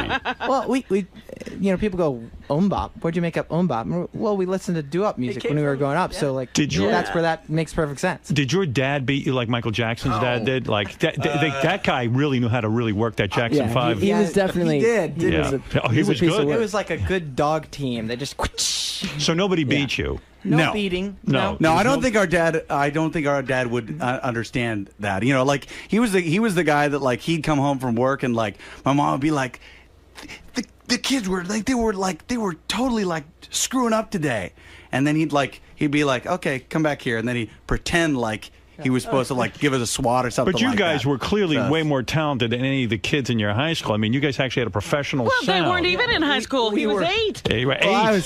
We were homeschooled too, which is interesting. Oh, that's right. Who homeschooled you? Your mom? Our mom. No kidding. So you never got out of the house. No wonder you joined a band. Are your parents? Are you? Good point. Are your It was parents? the only way for us to get out of the house. Are your parents still married? Yeah, they're still married. They're still married. Like it's a healthy relationship, right? Pretty healthy. And what did they do with all the money? You guys sold something like 16, 17 million, more, 25 million. How many albums did you sell? We sold 15 million. 15 million. Yeah. So there's got to be some dough hanging around somewhere. There's, There is. we've been lucky to, we can survive. How did that work out? Like, in other words, where did all the money go? In a separate account? To be honest, our parents were so freaked out that everybody was going to be like, okay, here's the stage parents, like, going to do the classic thing, that they were really conservative when we were too young to really manage it. They did the opposite and of just put take it our away. money. They put it like all in bonds. Good. It's like, So there is. So in other words, you guys don't have to work the rest So of your all the lives, do you? money's there? Well, oh my God. Well, except for the money that we've thrown at we started on record company, so we're spending money on that. yeah, that stuff stuff and Is that wise to do, to start your own record No, company? not at all. I mean, why risk your own funds? why stay in the music industry? It's like the worst industry to be in, period. But honestly, Howard, it's kind of like you being here. It's serious. It's like the decision to be in control and to know your audience. I mean, that's what it was. But how do you promote your music then? And doesn't the record company go out and get you on radio and all of that? Howard's on Howard Stern. That's Yes. true. That'll sell enough records. That'll sell enough records. Actually, what we said was we're just going to quit. We're going to not do anything else except for we're going to focus on getting on Howard Stern in that way. We want to be the. But wait a minute, you bring up a point because they were a young band. You had a record. You were on a record label, and you had a great deal of success. And then what happened? Well, basically, Universal and Polygram became one, and we were part of a complete, basically a clusterfuck of labels that were forming together. I mean, you've seen, like, basically that was the biggest merger ever, and we went from a Mercury Records, which is this classic kind of rock and roll label, to a rap label. We went to Island Def Jam. So we were on Hanson Island Def and Jam. Island Def Jam. So we were like, you know what? I don't see Hanson Def Jam working. But weren't a you rap like album. kids, so they try to force feed what you should put out? And Definitely, there was some of that. We made a documentary about our last record, not the record that's coming out now, but the one before it, where we left our label, and it kind of shows people that all the crap you go through. It's not even force feeding. It's just the fact that right now in the music industry, nobody knows what the hell they're doing, and you've got these A&R people who are supposed to be, keeping your project going, and they're just jerking you around. Why didn't you try doing gangsta rap? I mean, certainly you boys could do that, no? Well, it was the whole. Yeah, exactly. We just do the beatbox. I can't believe this kid's 6 years old. It's unbelievable. Now, here's something I was surprised to learn. All three of you are married. Yeah, I remember when they started getting married. You were one of you was still in your teens, right? You married when you were a teenager? I got married. Well, you have to think about this. Like we just said, we started playing when we were really, really young. Honestly, I would have never said that I was going to get married young, but when you're 19 or whatever and you've been doing your career thing for almost 10 years already, you're a completely different headspace than most 19 No, you're not. You think you are. You'll be divorced in a few years. Trust me, all of you. I've been married for 5 years. You have been married 5 years? And I have 3 kids. You have 3 kids? Yeah, they started doing everything. Hey, what can you say? Do they doing sing? everything? Yeah. Now, did you get We are married? certifiable. You guys are super religious, right? You're born again types, right? We've all grown up, in church. In church. Yeah. So maybe Well, that I was surprised to hear you curse just a second ago. Yeah, me too. I was shocked. I was a little shocked too. What do you mean? But you know what? But here's the thing. You're super religious in this and that, so you're probably encouraged to get married young. Did you have premarital sex? Did you have premarital sex? My kid was born 7 months after I got married. So so you Mine did. was born 4. Yeah. All right, so you boys do have premarital sex. Did you bang any other chicks besides your wife? You know what? That's a no. I made one promise to my wife that said we wouldn't talk about that particular thing. Did you have a sex life before your wife? Because I'm worried about it. You didn't. Yeah. No. You didn't. It's unfucking believable. Bop. Bop is right. That's what it's all about, you know. How come I'm you not worried wearing, about you. wearing I'm going to wedding tell you rings? why. Because if I was your father, I'd sit you down and say, listen, I know. I got married young. Yeah. You know, there are things to experience in life. Yeah. 5 years, nothing. 10 years, 15 friggin' years. You're still going to be a young man. Yeah. And you're never going to have any other poontang. Yeah. That's true. You don't look at other women? Dude, I mean, are you kidding? Of course, everybody. You're surrounded. Guys, good-looking boys. Yeah, of course, guys see other women. But the thing is, honestly, everybody's got their own. Zach, track, how old are you? 21. 21. When did you get married? Last year. Last year, 20 years old. Yeah. Yeah, I Now, did that. where do you I meet? got I'm going to married. smack you right in the head. Where do you meet these girls? In the Backstage South. shows. In the South. At the shows. Oh. Yeah, no, I mean, Are they super hot? These broads? Yeah. You know where they're going to fuck a lot of chicks is before they marry their second wife. That's right. Between the first and the second wife, they'll make up for lost according to time. Howard, we won't have that problem because clearly we're all going to be divorced in Yeah, exactly. a couple You will years, be. maybe tomorrow. Yeah, exactly. So You guys think you know everything. I got married Trust at 20. Me. Yep. Yeah. Jimmy's Guess divorced. what? Yeah. I met my first wife, 19 years old. That boys, I've been through it. Yeah. Yeah. But how long were you married, Howard? What? How long were you married? What? How long were you? 20 years. 20 years. Yeah. And listen, I'm just saying, That's it's great, though. too That's young better to than- make that kind of decision. Yeah, well, that's better. I mean, that's amazing that 20 years. I mean, Right, that is that's a amazing. But really is that long what time. you're shooting for? Yeah. You're shooting for a good 20? 20 you can do. That I understand. No, but it's better than 20's a walk in the park. Zach, you didn't have premarital sex? No. And you didn't, and this is the first girl you ever had? Mm-hmm. Oh, no. You've never had sex with a different woman? No. You got to be shit. How far did you get? I mean, what would you do before you... Yeah, what would you do? What's the rules on you religious guys? You know what I read? I'm going to tell you what I read about religious guys. Can I tell you something? These kids now who take the vow of chastity until... We're not one of those kids. But listen to this. They're saying those people who hold out for marriage have more STDs than the ones that don't. Because you know what? They end up banging in the ass. Oh! And I could say that. You boys are advanced. The thing is, it's not a religious, like someone has some cloak I hear over you, but It's okay, just you got a moral thing. Just a personal everything. You're nice everything's different. boys. Yeah, I like that. we're I just- understand you're not out banging everything that walks. I respect that, but you can bang a few things. Yeah. As long as it's on my kids. So, anal. As long as they're not yours. But anal is allowed before marriage, right? What is your What is your rule? idea. What is your rule? I didn't have a rule. I just didn't really feel... Kissing is okay, right? Sure, yeah. Oh, yeah. Feeling Hell yeah. the titties, no problem. Over or under the shirt? Sure. All of that. That's okay. Sure. Why not? You know what it is? It's just, Could you get your finger wet? I can talk to Zach. He's 21. just Well, a personal obviously, the other two got No, more no, than no, I their understand. But fingers could you wet. get your finger wet before you get married? I'm asking your personal rule. I understand it's a choice. What I decided to do? Yes. No.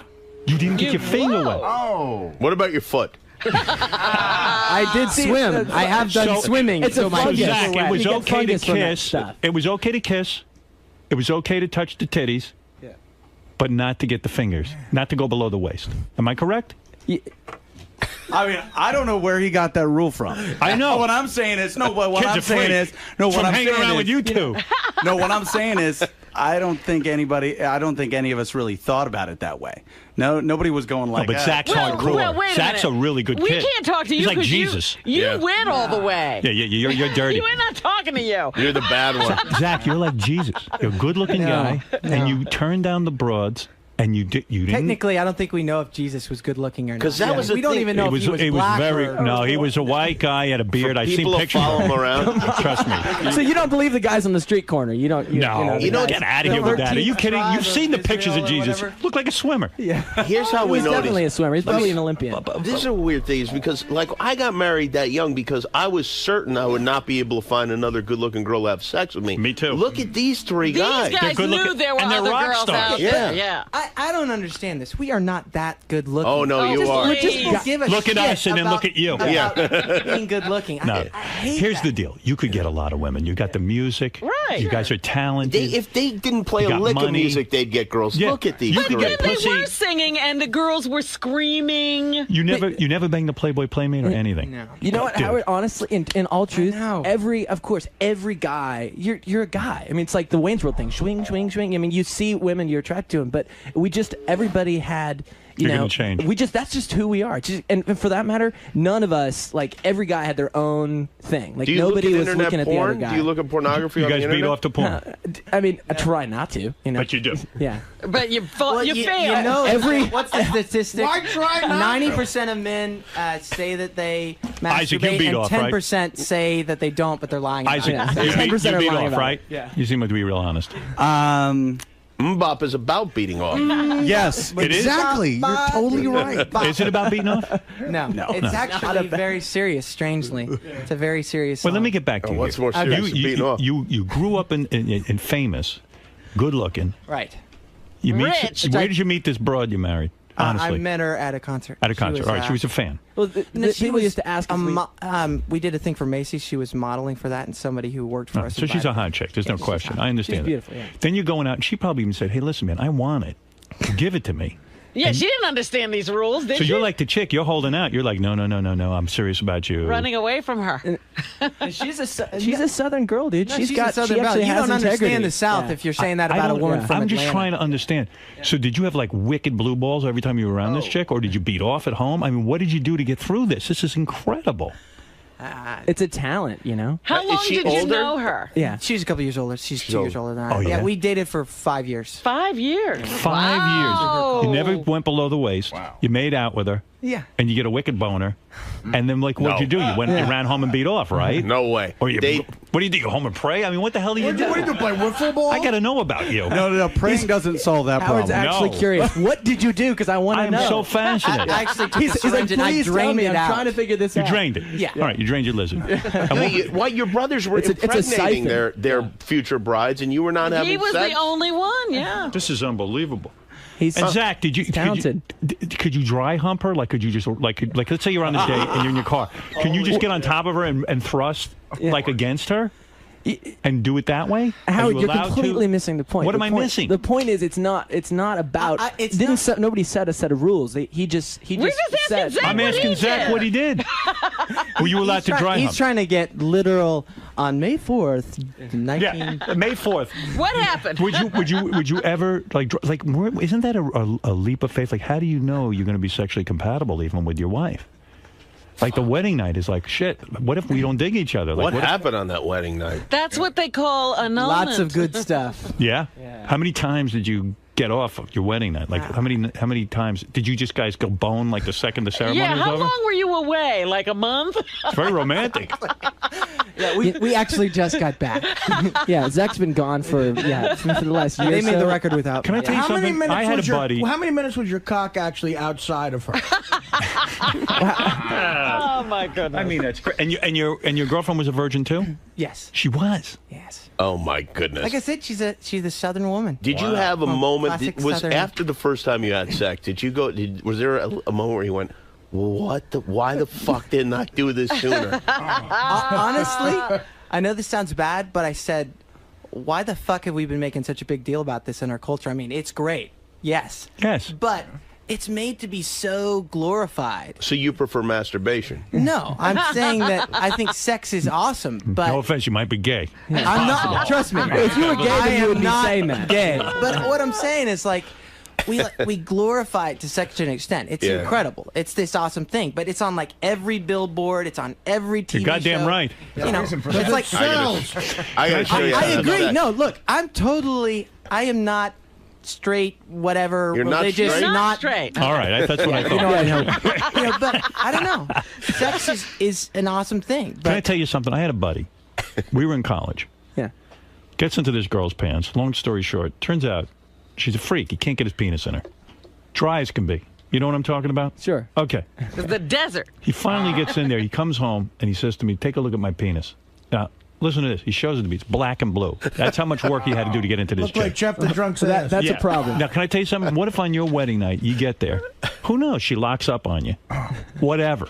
She's got a psychological problem with sex. Right. Turns out she's even a lesbo, and you didn't even realize it. She didn't even realize it. And then if you punch her, But if you're trying to figure out whether she's a lesbian by whether you can get it on with her literally, then you're completely going down the wrong. You think so? I don't know. You can figure that. Believe me, you can figure that out without actually having to take her. You know, boys, your parents did a good job with you boys. I never met boys like you. Yeah. I mean, this is unreal. I mean, the thing is, this is not. We're just guys who. You know why I like you boys? You're not like a Paris Hilton type, or like you got famous and you didn't like turn into complete morons. You didn't turn into morons or. In fact, you almost went the other way. You went moronic in a real weird way. Mostly guys like you turn into jerks. It's That's got to right. be a happy medium. Do you have any brothers Hey, all I and gotta sisters? say is fuck you guys. Come on, jeez. No. Do you guys have any other brothers and sisters? Yeah, there's actually 4 underneath the 3. But they're not talented.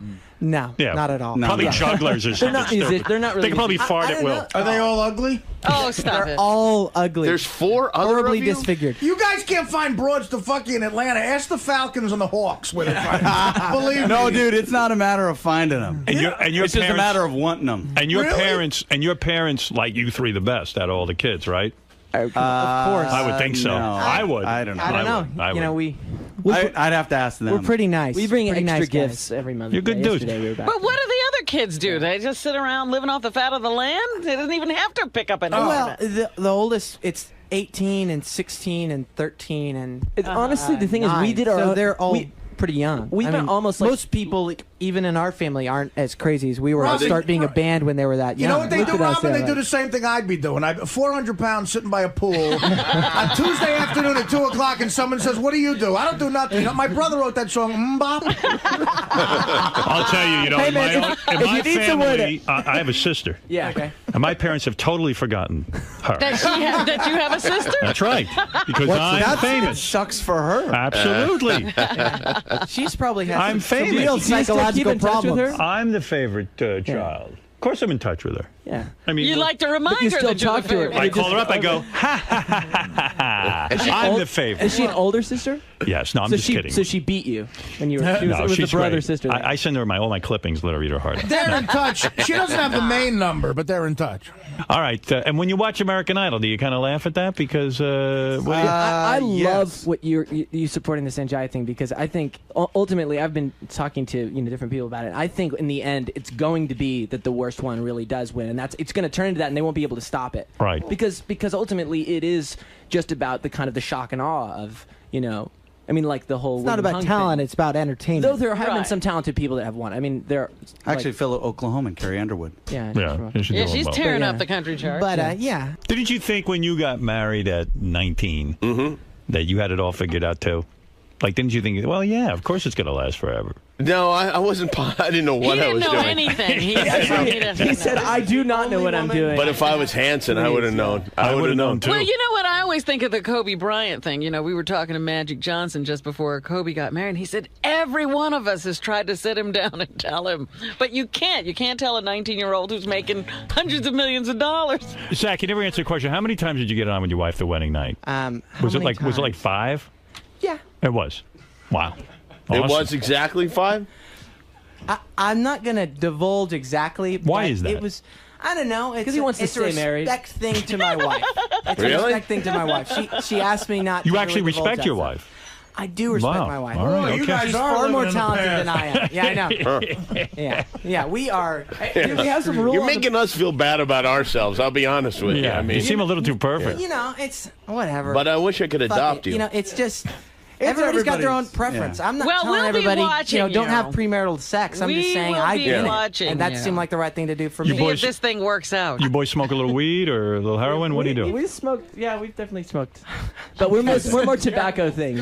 We're We more smoked a I'm weed. I'm more of a cigars, cigarettes. I had some stuff. There's a terrible story. Ike lost his mind smoking weed in Amsterdam. Oh, Yeah. dude. Out of. Oh, yeah? He smoked a AK-47, and you're like, Ike, do you not expect to lose your mind when you're drinking something? It was named It's after like, an assault rifle. I had no idea it was hash.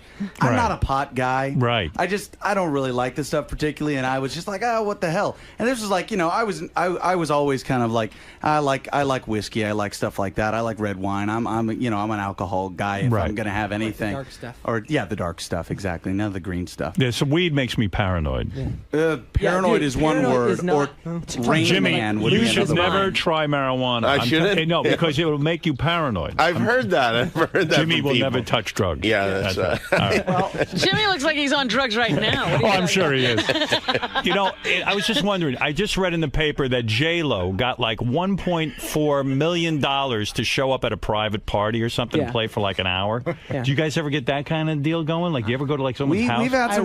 We've had some really good paying gigs, not quite that. That good. But, But of course, I don't know why the hell someone would pay that much money to see her lip sync. That's true. honest. It's like, I mean, that's freaking retarded. It's not about the lip syncing, believe me. Well, you boys really It's can. about the J-Lo. It's about There's the not always There's room al- for J-Lo. That's right. Well, boys, Slash Jell-O. it's a pleasure to have you on the show, and congratulations on your new album, The Walk, featuring the single Great Divide in stores July 24th, and you can go to Hanson.net. And you guys got real talent. I wish you luck with your own Thank you very record much. company. Do you sign other people, or you just do your own thing? Not yet, but we definitely will. I mean, Right. that's, you know, we That's the love next music. step, Yeah. yeah. Yeah, And we your love. parents socked away a ton of dough for you, so you're all set that way, right? Yeah. Totally. Luckily, they didn't screw us over. How big are your houses? Well, how many square feet? 6,000? big. What is it? 1,100. 1,100 square feet? Well, Yeah. What kind of house is It's an that? apartment on the. Oh, an apartment. Yeah. All right. Yeah. Cool It's apartment. not that big. I mean, I don't need that much space. Everybody got, and now you have your money under your own name, right? You don't have to. Yeah. Oh, It's yeah. just not under. It the was name always it's always under under our our name. names. Yeah. Yeah. From the beginning. Thankfully, Three-way split. Our dad was Yep. an accountant, and He saved it all. he saved it all. Now, when they Scared. do, when they're working, now, is there a leader or is it democracy totally? What's going on? You know, We try and keep it, as a democracy sometimes. Yeah. yeah, I don't know. You know. You been on Jimmy's show yet? Yeah, I've been on Jimmy's show. Yeah. Jimmy Treat Jimmy you needs to okay? bring us back on his show. Yeah. I saw you had. You guys can come back. You guys are good. I like you. No, guys. You guys actually with the stage in the back, which is really great because you can play a few tunes. It's actually fun to go on. We actually that was one of the best. That's like the best musical performance show as far as isolated to music, particularly. Oh, it let's really not helps. isolate it so much, guys. Well, Well, yeah, no, I it's mean, I was not just a great no, show, but it's good for music. It ain't good another. Performance-wise. I didn't mean it that way. Good. Yeah, Let dude, that- your show fucking sucks. When you guys come back, I'm going to Teddy- have your rooms be loaded with hookers. You're gonna be- Yeah, seduce these boys. Your green room is going to be packed You with send hookers. Sarah in there. She knows what to do. Exactly. Teddy in Chicago, you're on the air. Go ahead. Hey Hanson, big fan, man. You guys have this great song this time around, which is a great song. Oh, thanks. thank you. Thanks a lot. I got to party with these guys in Chicago, and I got to tell you, these guys party hard. Backstage, Really? or What do you mean? Yeah. Backstage or breaking chairs, throwing pizza. Is that true? They Do think, you guys trash your room? Yeah. We've had our moments. Really? Throwing pizza. Throwing. I don't It's go out of for that. control. Yeah. Please. It was don't more throw like a giant cake. Artie, why all would over somebody me. throw pizza? I mean, It's pizza. a waste. They're not fucking chicks. They're not eating pizza. This is everything you're not about. They're screwed up like that. They don't know what things are for. That's what happens when there's no pussy. They start throwing pizza. They don't know you eat the He should just pizza. come with us, and he can do all the things we're not doing. Yeah. So that Yeah, we that could can just be keep you fulfilled there. for You'd be the like a Hanson. garbage disposal. It's like, oh crap, throw that. Artie throw it would over there. disgust you. That's exactly what I am, a garbage disposal. Boys, thank you for coming in today. I really do appreciate it. We're going to move along, and that's Hanson. And go to Hanson.net if you want more information on the new album and you want to hear music and stuff like that, okay? And that's it. I mean, what can I say, boys? You did a good job here. Thank you very much. Thanks for having For us. coming. Fellas, Hey. good time in there. Yeah, it was great. Yeah. A lot of lecturing from Uncle Jimmy and Uncle Howard, though, about Yeah, I think they're a bit, Howard's a bit of a hypocrite, though, and I think he knows it. What, because now that he's he's getting married, hitched. So he's giving you guys all this stuff. He's like, go giving get us all- laid, exactly, he's getting be a us player, all be a this player. shit. Meanwhile, he's engaged. Meanwhile, he's Yeah, engaged. I actually appreciate it. I don't think Howard drilled us that bad. Nah. That's relatively harmless, relatively painless. It could have been, he could have pushed a lot harder. You think so? Yeah, I think so. But it was cool getting open up to him and talk about your it's fun. personal life. It's a great show. It's a great show. Highly entertaining. I mean, Howard knows how to put on something. We were talking about, when you're driving in the car, you're sitting in traffic. Howard knows how to make it pass by really fast. Make it feel like you're not even Exactly. stuck. It's a So. good show. And also, honestly, to get to play music. I mean, just actually play music on a... Yeah, exactly. No, we appreciate the chance to get to play. Well, he seemed to dig you guys too. So thanks a lot for coming down. Thanks, man. Thanks so much. Cool. Thanks. Hey, what's up, everybody? It's Steve Grillo, former intern for the Howard Stern Show. You might remember me from years past.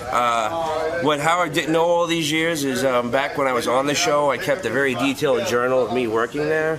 along with a lot of other stupid shit that I wrote. And, well, because of the intern show on Sirius, I spilled my guts, and now they got me up here reading some entries from my journal.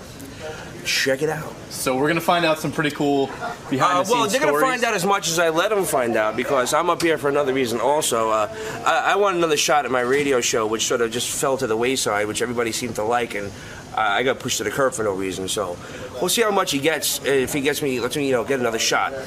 So you're here to spill and then to pitch. Spill and pitch. That's it. It's the old spill and pitch show. All right, girl. See you in a bit. Thank you.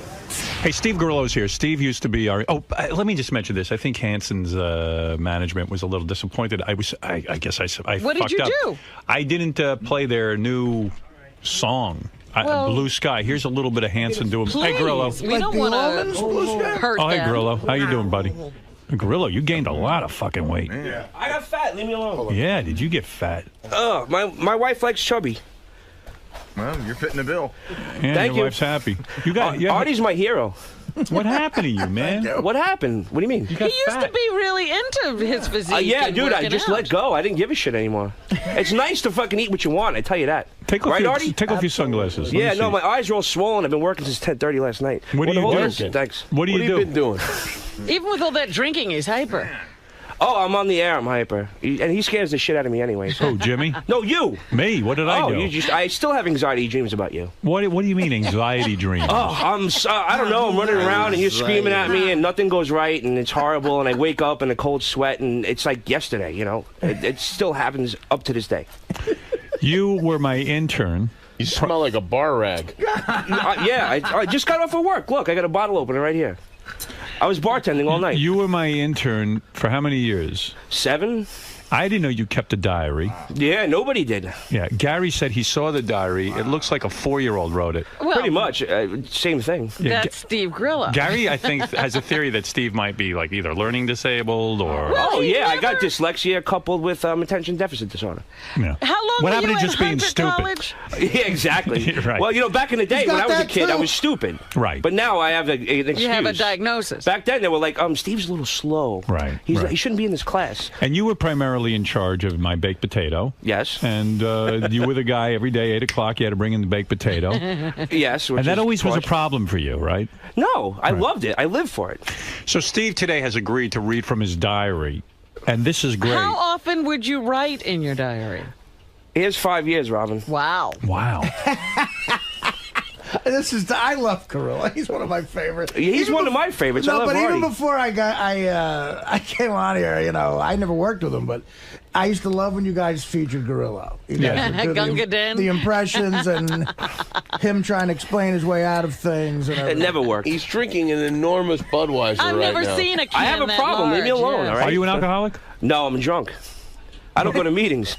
Oh, an alcoholic goes to meetings. Yeah, no. I just like to drink. I was working. I figured I'd come in with a little buzz. It'd be fun for you guys. Yeah, all right. Well, and, you know, I waited so long, I lost my buzz. I figured I might as well start drinking again. Somebody said it was funny listening to Grillo read his own diary because he apparently can't even read his No, own what he handwriting. writes. No, Yeah. not at all. Not He at all. was so funny because even as an intern, he used to say that he loved to write. He was writing scripts, you know, and we had yeah, him you come should. in with that Simpsons see, script here's that the time. thing. I got a gold mine sitting here.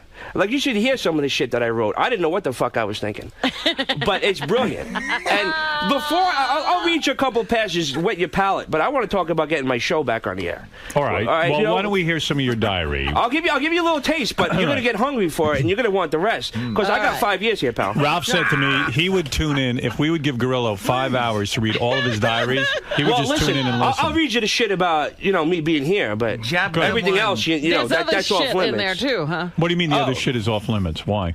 Well, it's because about people that probably don't want to hear me talking bad about them. All right. Ex-people, family people, stuff like Ex-people. that. Former Ex-people. Former They people that are no they're longer not- in my life that I don't want to talk about. Oh. And it's really probably brutal. I was really nasty. I was a nasty prick, that's for sure. All right. Well, in your book, you're allowed to do that. Well, what have you got picked out for us today? Well, let me see what I can find here, Robin.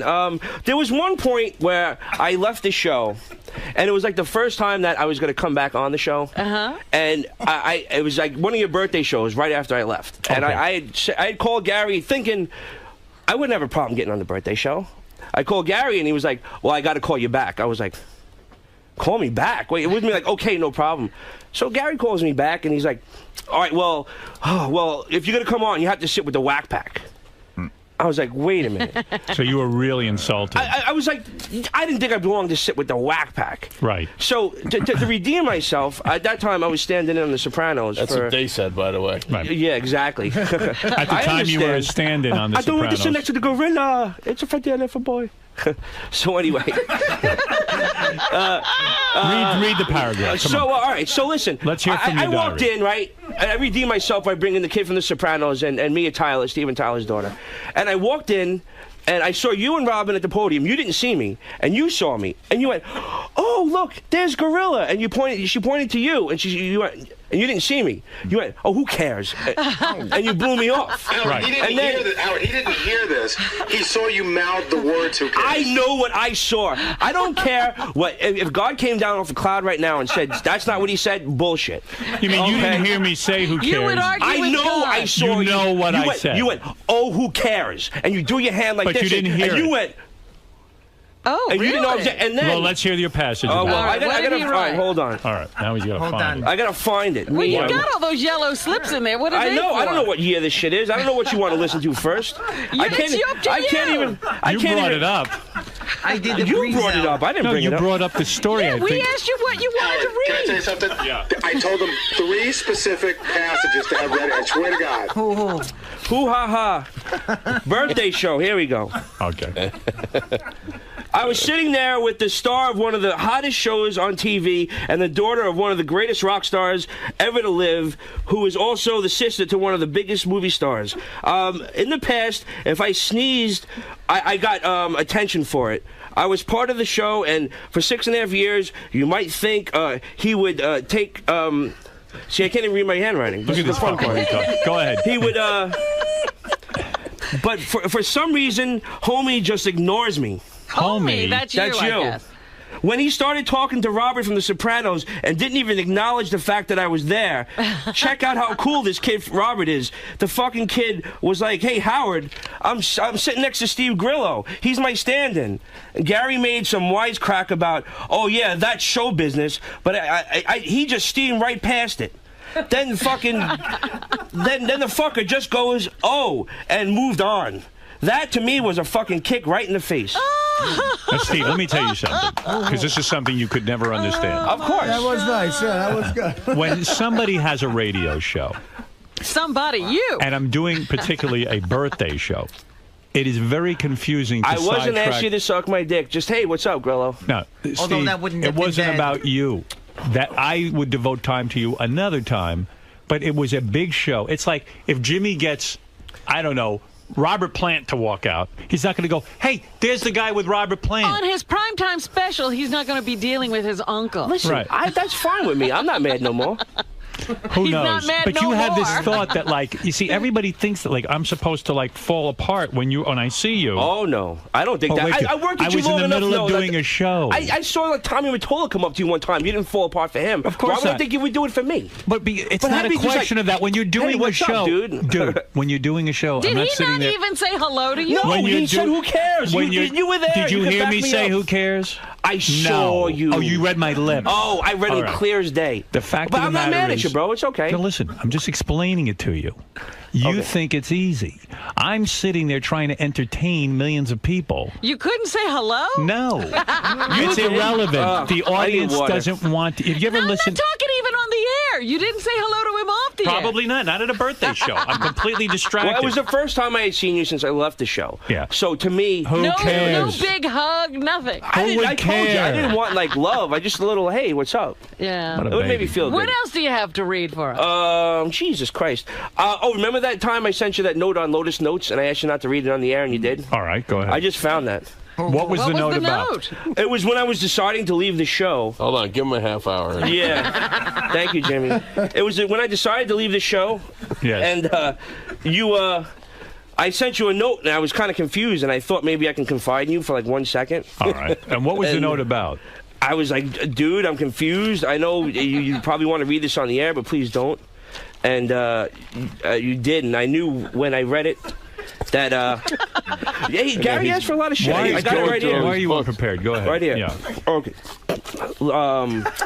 last week being distraught, as I have been for the last 100 months or so, over career purposes, of course, I wrote a letter to Howard on Lotus Notes.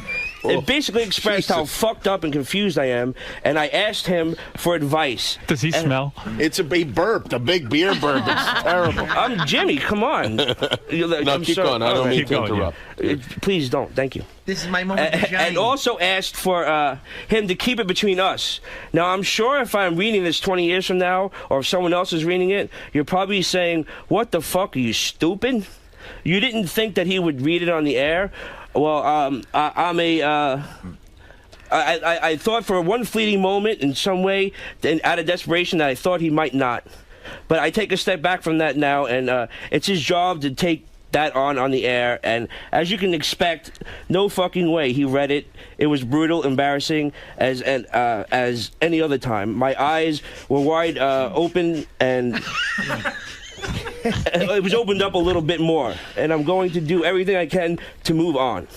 I would actually give you an hour to read your diaries on the air. Oh, I got much more. If I take time and figure out what I wrote, it'd be interesting. No, don't even take any time. No. Julie said these are the exact diaries that you find in a serial killer's home. Oh yeah, no, but I'm not. What is the third passage? Oh Jesus! Let me see. We'll find something else. Yeah, it's not like we set this up. You just said. I said this is my exact words. Read the passage about being man at the birthday show. The passage about Lotus. All right, all right. Hold on. Why do you act like Gary didn't set this up with you? This is 2 weeks ago. He didn't talk to me this morning. I talked to you this very fucking morning. All right. Today at work was fucking crazy. Stuttering John was at Boston University chasing officials. So we have one intern at the office, Tall Jen, and me. So I'm doing the phones, taking care of Howard Stern, taking care of a guest, getting music for Howard Stern to play on the air, and whatever the fucked up Gary needs. I'm taking, which means I'm fixing all Gary's fuck-ups, I guess. I'm talking no stop from 5:30 to 11. No fucking break. Did I get a little pat on the back? A thank you? How about a nice job? I don't think so. But have I ever asked for that? No. It's just the fact that it's just a fact what I put up with every day. And I got into this, hold on. Everything I got into, what I do there, all I ever feel is like I just got there because they feel bad for me or they just want to make fun of me. So I was saying, like... You sound like, you know what? Robin's right. You sound like a dude that I'm surprised didn't go around shooting everyone. Oh, that's why I left. You're all bitter and everything. No, I'm not. I'm not bitter. It's the best time of my life. But it was so good you had to leave it? It wasn't good anymore. Oh, when did it go bad? When did it go bad? It went bad around that time with Lotus Notes. I just like... When I read your note to me on the air. Yeah, it was somewhere around there, and I just didn't feel like... I just didn't feel that anybody had my back. And I didn't feel like anybody had my bag. Pre-Lotus Notes, I was golden. Post-Lotus Notes, I was bugged. Hi, Fred. I miss you. I got to tell you, hearing you read your diary, you sound like the retarded Anne Frank. In a way, I think you're onto something. Extremely retarded, Anne Frank. The Nazis are gumming. Do I get a thank you? No. Do I get a thank you or a pat on the back? No. Rich, you're on the air. Do I get a thank you? How fat did this guy get, man? He sounds like he's breathing bacon fat out of his nose. Yeah, he got more or less. Yeah, I'm about 30 pounds overweight. He's not that fat, but he does sound like a pool raft that's leaking. Yeah, it's the leather I'm wearing. I'm sorry. He's starting to sound like Dominic. He's also... it's allergies, man. My nose is all stuffed up. My eyes are tearing. Oh, no, what are you wearing? He's wearing a 1970s brown leather $18 jacket. And a Darth... He said he's punctuating his sentences with like a big... What is that shirt he's wearing, Jim? It's a Darth Vader t-shirt. I'll take it off for you. Yeah, Darth Vader t-shirt. 30th anniversary, Memorial Day weekend. You're married? Yeah, man. Wow. Yeah. She's hot, though. What a lucky lady. Yeah. She got a crush on Artie, which kind of scares me. Look at you. You got a whole sleeve She likes going. chubby guys. She likes Artie, me, chubby Alec Baldwin, chubby Don, what's his name? Dominic Barber, you're on the air. We're not Alec Baldwin chubby, girl. Let's go to Dominic. Dominic, you're on the air. Howard, forget the 1,000 for Jeff. I put up 2,000 and the limo to bring him right to the hospital. Who? What is he talking about? He just ate the phone. He's listening to the 7:30 hour somewhere. Hey, Howard, one of the other promises I made Steve was that he had done a show here that didn't work out. He sort of got bummed out. So he has a new show that he wants to pitch, although I haven't spoken about what it is. Well, no, I just think, hold on. My first demo show, which everybody seemed to like, including you, thank you very much. My first guest was Jodie Foster. I had Little Marty call in from the Black Pearl and the Pirates of the Caribbean. What are you talking about? He's talking about his show. My demo radio show that I did. So who cares? So who cares? Everybody seemed to like it. I think I have a great idea, and it just fell to the wayside. You interviewed Jodie Foster? Yeah, for 5 minutes. You got to hear this. We gave him a radio show to do. A demo show. A demo show. So he works on movie sets. So he met Jodie Foster and he got to interview. It was maybe the worst interview ever. Yeah, he no, didn't it wasn't. find out anything. Play it again. Let Jimmy decide for himself. He's never interviewed Jodie Foster and either of you, but I did. Give me a shot. And she knew I was doing your radio show. She knew it was going to be on your channel. She did it for me. I had no problem with that. Well, it was. Listen, now, I know I needed work. Show I know I needed work, but I think I could do a damn good show. Give me a shot. What happened with those hair plugs of yours? Oh, well, I had them taken out by a very talented doctor, Dr. Bernstein. Yeah. Because the first doctor, which I won't mention his name, he really screwed him up. This doctor took them all out, and I'm very happy. Oh, okay. Dr. Bernstein, he's in Manhattan. This motherfucker got hair plugs, and then they were so bad, he had big holes in his head. Right. The doctor fixed it for me. I just got a couple left to go, and but Dr. Bernstein in New York, Bernstein Medical, top notch. Okay. Well, I'm very happy because I was see that you have a whole sleeve there now. Oh yeah, my whole back. Tattoos. You have your my whole back is. done? Well, I just got tattooed on Thursday. I'm doing my whole back. What is it? You look ridiculous. Oh, it's sure too many, I do. It's too many tattoos, and it's already. I'm already screwed. You know what am I going to do? I mean, that was one of our favorite things to talk about. Are you being sarcastic? No, I enjoy it. It's like sort of like a hobby. It's too much. What's on your back now? Show us. You don't want to see my back fat. Trust me. What did you do to yourself? Oh, I did. Lift up your shirt. Let's give Needles, my boy, a prop. Hey, no, keep those on. Keep those on. It's too much tattoos, Steve. You're not gonna like this. What do you got? What do you got on your back? What the fuck did you do? Spider-Man? Show him the front. Show him the front too. Is that Spider-Man? No, it's and a big monster? And your tits? Well, it's if you got time, I'll show you. You look silly. Okay, stop. It's better than the Claddagh. It's enough. Yeah, where is the Claddagh? But at least it's the guy's You know talented. what I see there? I see boredom. What do you mean? I think you're bored. I think you can't find anything to do. Yeah, give me something to do. I'm telling you, you're so busy with the tattooing. If you were busy It's a hobby, man. and enjoying yourself, you wouldn't be tattooing. I like enjoy that. getting tattooed. What's so hard No, about I that? understand that, but you're going too far. It looks silly now. You look silly. Oh, look out, another beer burp. He's burped about 5 times. Get me some water, please. I didn't ask for this. Hey, Howard. What? I'm trying to help you. What? If you go I don't know if you want to play, but if you go to Gary Preview Page 2, you can either listen to the Jodie Foster interview or it was his review of The Departed that killed the show. Oh, like Listen, I got a lot of work to do, but I'm in the right fucking lane here. I got a great idea. What is your idea? I want to have like a regular douchebag guy reviewing movies, not like these pompous assholes that are reviewing movies on TV right now. All right. It's not the same. Like, I'm not that guy. Why would I want to listen to some douchebag that's Mr. Prim and Proper telling me not to go see Spider-Man when I'm going to like it because I'm a comic book guy and I want to see that movie? You don't want to hear that. You want to hear from a regular guy, and that's what I want to do. I want to have. Like my idea was I took Radio Man to go see Monster House 3D. Took like a homeless guy to go see a little kids movie. Right. I have transvestite friends that I like to go see like an action movie. Saying like I want to take someone outside the genre of a movie and then have them go see it and then review it. Howard, it's on Preview Page 2 in yellow right at the bottom. All right. I have there's a lot of different things. I have a buddy that I want to host it with, and then I have someone that's going to come in. Jimmy, you're an idea guy. What do you think of Well, this? I think I like the idea, and I think obviously you're a natural broadcaster, but I think the way to go is you review the movie loudly. You hear him breathing? in the I know. theater. I have asthma. B, my nose is stuffed up from allergies, and then C, I'm fat. So what else you want? I'm saying you review the movie in the theater while it's going on in a loud voice. Okay. That could be something good. That'd be good, yeah, and laugh real loud. And breathe. Here's Steve doing his review of The Departed, which caused us to cancel the show. Oh, well, don't play Jodie Foster or anything. Go ahead. All right, I'll play that too. Hey, this is Steve Grillo on Howard 100 News. I am going to review today The Departed, directed by Martin Scorsese. This, my friends, is a sausage fest. It's got Mark Wahlberg, Matt Damon, who else is in that? Charlie Sheen. No, Martin Sheen. Scratch that. It's not that much of a sausage fest. And, Leonardo DiCaprio. Guys, if you're going out on a date, I would not bring your wife or your girlfriend because this movie is nothing but eye candy for the ladies. The script is very well written, very well directed by Martin Scorsese, but this is the Scorsese's version of the Irish Boston Goodfellas.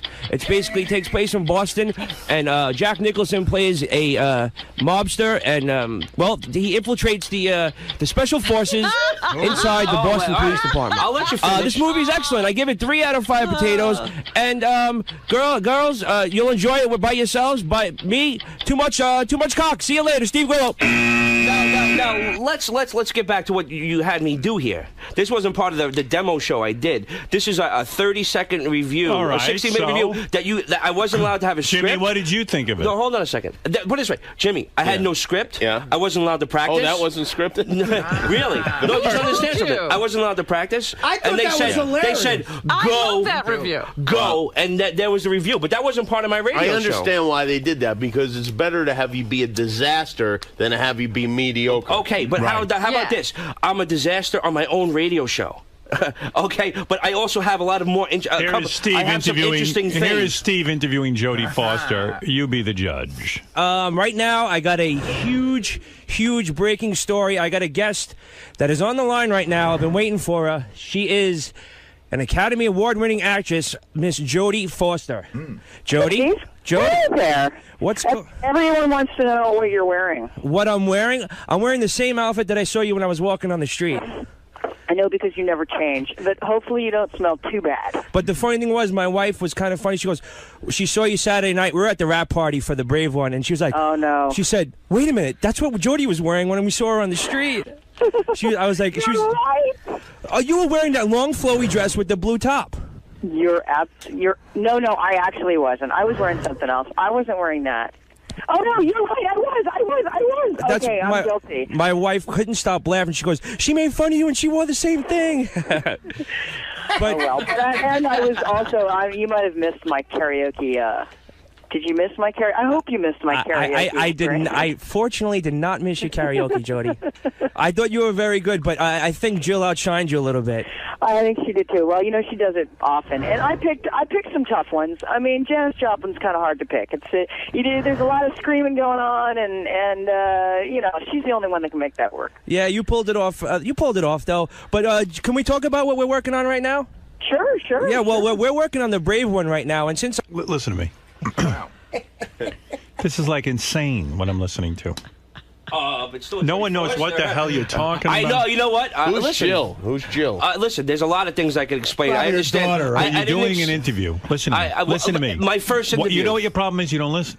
You're right. You're 100% right. You're doing an interview. You're talking about Jill. You're talking about. No one knows what the fuck you're talking about. Karaoke all of a sudden comes in. But it was Jodie Foster. Who gives a shit? Right, but you actually made Jodie Foster not interesting, which was, I thought, difficult to do. It wasn't easy. I found it funny. I was the one who proposed Steve getting a Listen, trust me. I like everything about my trial and error, you will have something to goof on. I'm worried about you. Why? A, you're overweight. Okay. B, I'm listening to your breathing. This is not good. Yeah, I have asthma. Sorry. Thirdly, with the tattoos, looks like you fell asleep somewhere drunk and little kids drew all over you. Well, not yet. Don't insult my boy Needles. He did a good job. Listen to me. Needles, I'm sure, is a terrific tattoo artist, but you're going crazy. Even Needles would say, slow down, Steve. Well, even Needles would say it. But my mom would say that. She doesn't even know that I've gone this far. It looks like you fell asleep and kids drew all over you. Well, because it's not done yet. You mean you have to go home with long sleeve shirts on all the time? No, she knows about the sleeve. She don't know about the back. Oh. She do now. Listen to me. You want another shot with a radio show? Yeah. If Jimmy says it's okay, then I'll do it. I don't put that kind of pressure on the guy. I'm sitting right next to him. Would you listen to this, Jimmy? Does it have to be an hour? I think it's worth a try. I would say half an hour. Half hour? Half hour. What do you think? I think it's worth a try. Thank you, Mr. Campbell. I mean, the breathing alone. Just for the breathing. I'll use my inhaler next time. And this time we're incorporating the diaries. Yeah. Well, okay, we'll work. You get more diary, I get more show. You know what would make a great pair is Stephen and Riley Martin, I think, would be a... I think Riley would really like you a lot. Yeah, Riley. All right, I'll give you one more show. You get on All right, there cool. and But do can your I do it on the air this time, not a demo? Yes, on the air. All right, cool. I'll rock your world. I'll talk to Tim Sabian about it. Okay. And we'll have a show for you. You'll do a half hour, and we'll see how you do. Heavy breathing with Steve Grillo. What is it, Tim? Deep thoughts or heavy breathing? Yes, Tim. Hey, Howard, how you doing? Hi. Hey, I'd rather listen to Eric the Midget for an hour than listen to this fuck for 1 minute. Let's do that, That's the stuff I miss. Bring it on, pal. Randy, you're on the air in New York City. Yeah, this guy Grillo, he needs to get whacked. He needs to be taken care of. You don't like him? No, man, get him out of the circle. Just you know what to do. You know what to do. Thank you. All right, let's go to High Pitch. Eric, who wants to say hi. I'm sure you have a friend in him. Yes, High Pitch. Grillo, you're a fag. Oh, okay. There's nothing to say to that, really. Sorry. You got to wake up with yourself. I'm okay. Yeah, it's Jimmy's favorite, the biggest fan. I'm doing well, thanks, High Pitch. Does he call your office? He masturbates watching the show sometimes. Sweet. Are He you loves still you. doing that? Oh, no, not now. Okay, Really? I'm eating Kentucky Fried Chicken watching your show every day. So fat. Oh, did you know he's got the gout? He's got And he's gout. still eating Kentucky Fried Chicken. Do you know he has gout? I didn't. I had no idea. No. His weight and his eating is so disgusting. He has gout. Are you drinking a lot? No, not really. I cut out the drinking. I'm drinking water. I'm drinking juice. No more soda. Is the gout getting better? I'm drinking juice. I wear my special shoes sometimes. But do you realize, like, the only reason I don't have gout is because I walk a little bit during the, like, I have some sort of activity. He's eating and doing nothing, like a dead person. Like When I walk, my back hurts, my feet hurt. Aren't you on the verge of being evicted from your apartment? No, I'm working on that. But you're being evicted. That's why you have to work on it. No. All right. Well, thank you, High Pitch. Yes. Listen, I have a show idea for you. When is the last time you paid rent? 6 months ago. Oh, my goodness. Wow. Well, if you don't pay your I rent, have a good show idea for you. You figure if Grillo can get a show, anybody can. now it's opened up the floodgates. It's a good show. How about Marianne and I do a cooking show on Sirius? All right, I got to get out of here. All right, Grillo, it is good seeing you. It's good and seeing I you. appreciate I have you. no hard feelings, whatever I wrote What about will you. you write in the diary today? I about stopped writing a today's- while ago. About well, if you were, what would you write about today? Today was a very good day. I showed up drunk and I got fat. Howard told me it looks like little children drew all over me. My needles is going to be very unhappy. All right, so you got a half-hour show. I want you to prepare. All right. What And is I'm it going to be, prepare. movie I'm going to reviews? come on. I got a buddy that's going to be my co-host, and I got another friend who's going to come. I got everything taken care of. Okay, it's going to be good. You're going to like it. Not too much of the co-host. Just you got to talk. I understand, but I need someone to play off of because he's a No, sick, you don't. He's a sick bastard. Trust me. You want to talk Those to him. guys interrupt too much. No, Did I he got come my in boy. with people before? I don't think so. No, I had my buddy Big Reg come in and do some stuff. I called Marty for little Marty. He wants to come on. Little Marty wants a show. All right, good. All right, listen, we'll get right on that. Yeah, right now. Steve, thank you. Thank you for reading some of the diary. Thank you, It did Abby. whet my appetite, and I'm going to Okay. give you a half-hour show. All right, cool. Steve. Yeah, what's up? Your plan worked, man. I know it did. You got a half-an-hour show. I figured I knew I had to go through the ringer to get the show. What's up, Jeffy? What's going on? A whole lot of nothing. So I got it, yeah. Are you going to take some of the advice, though, that they gave you? It makes me look less fat with sunglasses. Yeah, I should, next time I come on the air, I got to take my inhaler. I didn't take my inhaler. That was the problem? Yeah, it's allergy season. My nose is stuffed up. I can't breathe. It's a bad time for me right now. Did that contribute to the burping and? No, the burping was just due to my drunkenness. That's beer induced. Yeah, pretty much. Because you're sitting there burping next to Yeah, no, I'm not going to be able to watch this on demand because I'm just disgusted with the way I look. But I could always lose weight. But they're giving you a lot of life advice in there. They're trying to tell you not only how to do your show, but how to live. Does that sort of reinstigate some of those nightmares you're having? Oh, yeah. No, it's actually, it's a little better this time. I won't have nightmares about this. I'll actually try to heed what they're saying this time. I'm not as angry and stupid as I was back then. I've gotten a little older and, learned to take advice a little better. So overall, now that you have this new shot at the radio show, how are you going to go into it? What's your I have a game plan. It's already mapped out. I already had this idea beforehand. Give me a half hour and let's see what I can do. You know, I'd like to review a movie before it comes out. You know, because the last time I didn't get to review a movie that you know, I didn't get that was already out already. Like, I just went to go see a movie and I reviewed it. And I like to review a movie that no one's seen. And so this time maybe a screening, and then yeah, just so I can give my honest opinion about something that no one's seen before, and they can take my advice and go see the movie and see if I'm on or not. All right, man. Well, good luck. Well, thank you. I could use it. Well, stay tuned. Or maybe you guys can come and follow me when I go see the movie. Yeah. All right then. All right, bro. Thanks for coming down, man. Thank you. Hey, Jimmy. Look at this. Interesting morning today. Was it? Yeah, sure, yeah. How's it like trying to give advice to Hanson? You know what? Those kids don't need advice, I guess. They'll learn. They'll see. Years from now, they'll come back and they'll understand exactly what we're talking about. Like, why didn't you seem like you and Howard were like their older uncles trying to tell them that they could be getting some amazing ass right now? Well, it just makes you crazy when you know, like, at that age that you so desperately wanted sex and they had it right there at their disposal and they were not interested in it. They chose to get married and have kids. Fucking idiots. What about Grillo just sitting there burping next to you? That was pretty he's disgusting. a mess. He really is. I don't know. He couldn't have just been drunk. He had to be on something, but truly disgusting individual. As a big fan of the show, you're familiar with his history. Yes, I know a lot about Steve. How do you predict his future?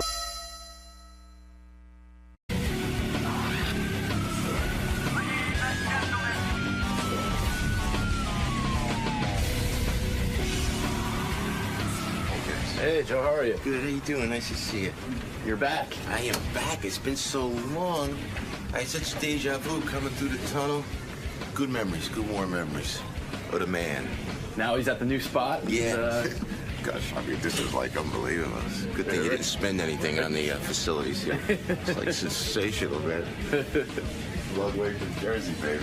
So what are you looking forward to talking to Howard about today? You know, it's just good to see him. He's a good guy. What you see on the air is that's certainly not the person that he is, you know, because he'll push the buttons. It's going to be ball busting at its very best this morning, you know, and that's what Howard does best.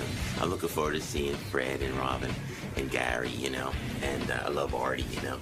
So, and Howard's always been, I know Howard, oh my gosh, the viewers now, your viewers now, and the listeners now, I've known Howard longer than they've been born. I'm thinking, you know, when I first went on with Howard, when he was on WNBC New York, I was the only guy that would go on with Howard, which remind me to remind him this on the air. I will. Okay? No one would go near this wacko from D.C.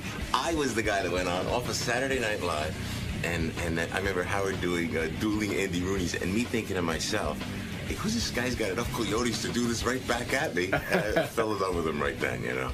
So it's been in love with him. I just need some advice because I'm like single now, and Howard went through pretty much, you know, what I'm going through. So he's always been a good friend. He's always given me some good advice. So I'm looking forward to like a therapy session today. You know, therapy reunion going on today. Keep Dr. Phil. Give me Howard Stark. That's what I'm gonna do. You know what I'm saying? Hey, Joe Piscopo's stopping by. He's going through a fucking divorce too. Second one.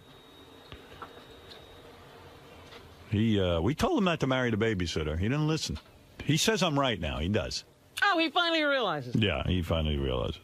I could have saved him a lot of aggravation. Haven't seen him in a while. Joe Piscopo. You know what I want to know? What? When he realized. When he realized I was right? Yeah. Yeah, but I'll tell you one thing. That wife was hot. She was. He got her best years. Look at you. Joe Piscopo. Wow. That's great. Haven't seen you in ages. You're in hiding. No kissing. I've had enough gay stuff There's today. a lot of rumors floating around. Uh-oh. Hi, Robin. People starting to think strange things of me. How are you, buddy? So good to see you, my friend. Yeah. You too, indeed. I'm sorry to hear the divorce, but I told you. Yeah.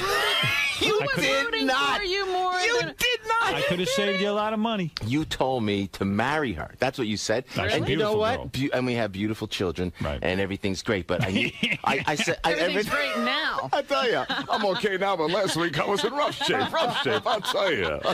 I said, man, you got to give me advice, Howard. I'm out there all alone now, you know. So it's like, yeah, usually, think about it. Howard, Did you date Robin, yet? where's Fred? Fred? I see Artie over there. Fred's I say, behind you. Hi, Fred.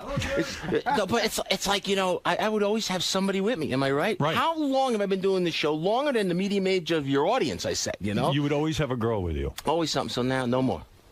No more. What? Are you off girls completely? No, that's not that. Don't say that, Joe. Let me understand something here. Please. I understand that. You look good, man. I do, thank you. So do you. Yeah. Yeah. Oh, listen, you compliment me, I compliment you. That's how it works. Oh, good. Yeah, right. Go ahead. By the way, Eddie Murphy still hasn't called you? I'm just thinking back. Still hasn't called you. You're gonna start. No, I mean, you did know Saturday what I'm Night Live. thinking You of? did Saturday Night Live with Eddie Murphy. Howard, it's why How do I many feel years? so comfortable here? Usually I have an Ajita coming in. Save your thought, please, Howard. I love yes, it. Rob. But I would come in. I would come into like the Lincoln Tunnel, and I'd always be with somebody. And I had total deja vu today coming in, but nothing but warm thoughts. And all you guys do is bust my balls. But you know, I'm not gonna say this to something. I'm coming in going, I'm going to see Howard. And I'm like happy. You know what I think? You're like an abused woman. I was like happy. The last time we saw you two together was at your New Year's Eve party. Yeah. I saw you and Kimberly. You had a magician. That guy was wild. Wasn't he man. good? Oh, The Mentalist. But I have to tell you guys what happened. What was his name? Like Harvey the Mentalist or something like that? Yeah. It was like I don't remember, yeah. But he goes like this. He goes, and we didn't tell anybody, but Kimberly was pregnant at the time. Kimberly was pregnant at the time. And he goes like this. When he goes, oh, there's somebody who's pregnant with the initials KP. He nailed it. And we didn't say anything. And I didn't say anything to you either. Because we didn't, you don't want to be superstitious. You want to talk about it. I never talked to the guy. He got it. He got did. it. He was good. That was scary, that guy. A lot of good magic. And he's so good we don't even remember his name. Harvey. Guy had an ability. Where and we don't is even... that guy now? But let me talk to you about it. Okay. All right. You married one of the most beautiful women I ever saw. You sang songs for her. You wrote songs. Where for are my her. residuals? I just said all the time. Look at Howard's looking. Here's your song. Howard. What? You really don't want to hear it, do you? I don't. Oh, wow. Really? No, that's okay. Kimberly. They say it's so wrong, but it's got to be right. You don't play this anymore. Now I'm all alone walking down the street in the night. I said, When did you know things were going bad? Well, we can't talk about it. I have my lawyer like in here. I know because today I think is the day you get your official divorce. I don't know, something like that. It's like you got wiped out in your first divorce. I remember you paid a lot of money. No, actually, Howard, you know what? I think we could talk about it. I love, by the way, that woman, the mother. Yeah, you wish you stayed married to her. You know what? Do you? I want to say he doesn't wish that. Well, you gotta tell me. There is an adage, and people say you should never leave your first wife. I mean, Joey's mom is a classy, wonderful lady with a lot of character, and I love her dearly. To this day, great. And we see you each still other. get along? Yeah, and we see her. We go see Joey. Joey, my son, is here today. He's like a big off-Broadway actor now. He's a great talent. So she comes over and we hang out, and it's really great. But you know what? It's something that happens in life. Thank God it happened when I wasn't like 75. You know what I mean? But are you talking to Kimberly now? We went to the movies. We saw Shrek just the other day with the two kids. We have 3 of the most beautiful children in the world. So it's amicable. Yeah, and you know what? So what went wrong? I mean, what happened? Was the sex bad? Was I can't talk about it, but I can't talk about it, but whose fault was it? You know what? Joe's. What do you? It's Howard. Isn't it true that you always were a coxman and a ladies' man? Oh, really? And I mean, was I? I mean, and it must have been weird. Did Kimberly's father go nuts because he was the guy? He was against you marrying her. She was your babysitter. Part of the evil forces. I mean, he was the evil forces you sang about in the song. So now, see, I don't like. I said to Howard TV, I said I don't need Dr. Phil because I got Howard this morning. Are you going to be okay financially? Yeah, you know what? I can't talk about anything. Oh, I can't. I'm not supposed to talk about anything. My lawyer said don't talk about anything. Right, let me ask you this. Well, you know what? Joe changed the law with his first marriage because he was the first guy. I did, but I got every professional athlete really, really pissed at me. Oh, please. Yeah. Professional athlete? How many times do you think in my divorce they brought up the name Joe Piscopo? Did they really? Oh, fuck yeah. Future earnings. You see? You ruined it for every man out there. It was Celebrity Goodwill, something like that. Celebrity. Can I ask you a question? Yes, dear. So you went through tremendous adversity. You married your son Joe's babysitter. Yeah. Now, can I clarify? Can you say the thought and I'll clarify? Okay. Because it's a good story. Yes. And I don't think I'll get in trouble. And I know Eric, my lawyer, will come in here screaming. No, he won't. No. Okay. So what happened was where I was dating somebody else. Who happened to be, you know David Hasselhoff's wife, who's going through the divorce now. So you know that because I think she was on the show here. You were dating her? Yeah, for 2 years, man. I could have been divorcing her now. You could have been in a video. It's Robin, she's such a pain in the ass. But you know what? But wait a second. But David's a friend. So listen. So anyway, I was with her, and it was we were very serious. So Kimberly was there, indeed, babysat for Joey, but it wasn't like she was continuing to baby. He was older, so I just happened to see her a couple of years later, knowing that my son would be comfortable with this woman, and it just happened to work better that way. But wait a second. I remember you used to wait outside the high school for your Kimberly, and you pick her up. No, I never waited out the high school. Yes, you did. No. You told me. You picked her up. No, but it wasn't outside the high school. No, you'd wait a block away. All right. Was it junior high? Technicality. But Joe. Stop it. Joe, wait a second. So, and then, of course, her father was furious. You were an older man. Right, that's understandable. Understandable. Yeah. Okay. You wish you'd listen to the now father. he understands everything. Yeah, right. So, what I want to say. What I want to say on the Howard Stern show. Did your father-in-law finally get a hold of you and say, "You motherfucker, I knew this wasn't going to work"? No, we became best friends. You did? Yeah, to this day, it's amicable and nice, and it's everything is He great. understands too. Yeah, it was. I tell you guys, it's It's really, okay. Yeah. So, but how long did you wait? Now I know you like the ladies. How long did you wait to go out and get laid after you and Kimberly decided to call it quits? Now that's a great question. All right, you bastard. That's a great question. That's right. How long did you wait, and who did you fuck? Oh my God! Take it in any order you want. Well, I can't. I didn't. I'm still a post-marriage virgin, and liar. I happen to know. Didn't you bang some blonde already? Jesus, you know what? What are you talking about? No, come on. What? No, you've had sex. I can't talk about that. Yes, you can. No, because they'll say you're doing adultery, and they'll come back. I mean, you're not doing adultery. I don't. You guys are you're separated, right? We are. Yes. You're allowed to have sex once you're separated. Is that true? Is that the law? Absolutely, the law. Counselor.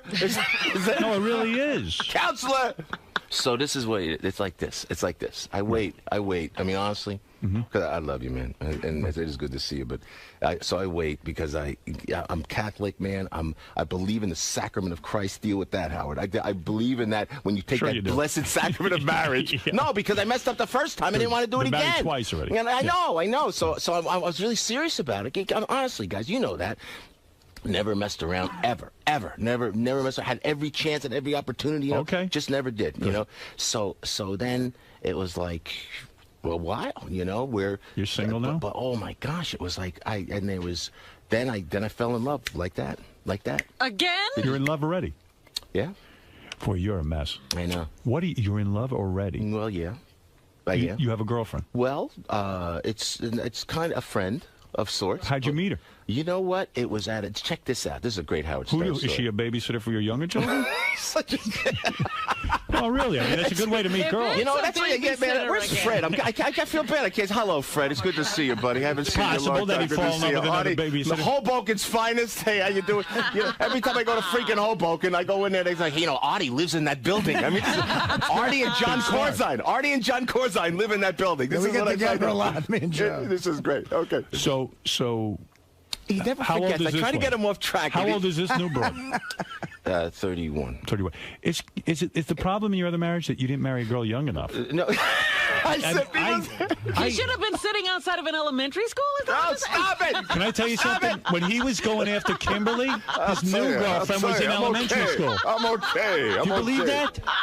You didn't go young enough. I knew it. You know what? When I saw you New Year's Eve, always say what they always. I saw you New Year's Eve, and I knew you were breaking up. You did? I'll tell you why. Why? Kimberly's a beautiful girl, don't get me wrong. But she'd gotten older.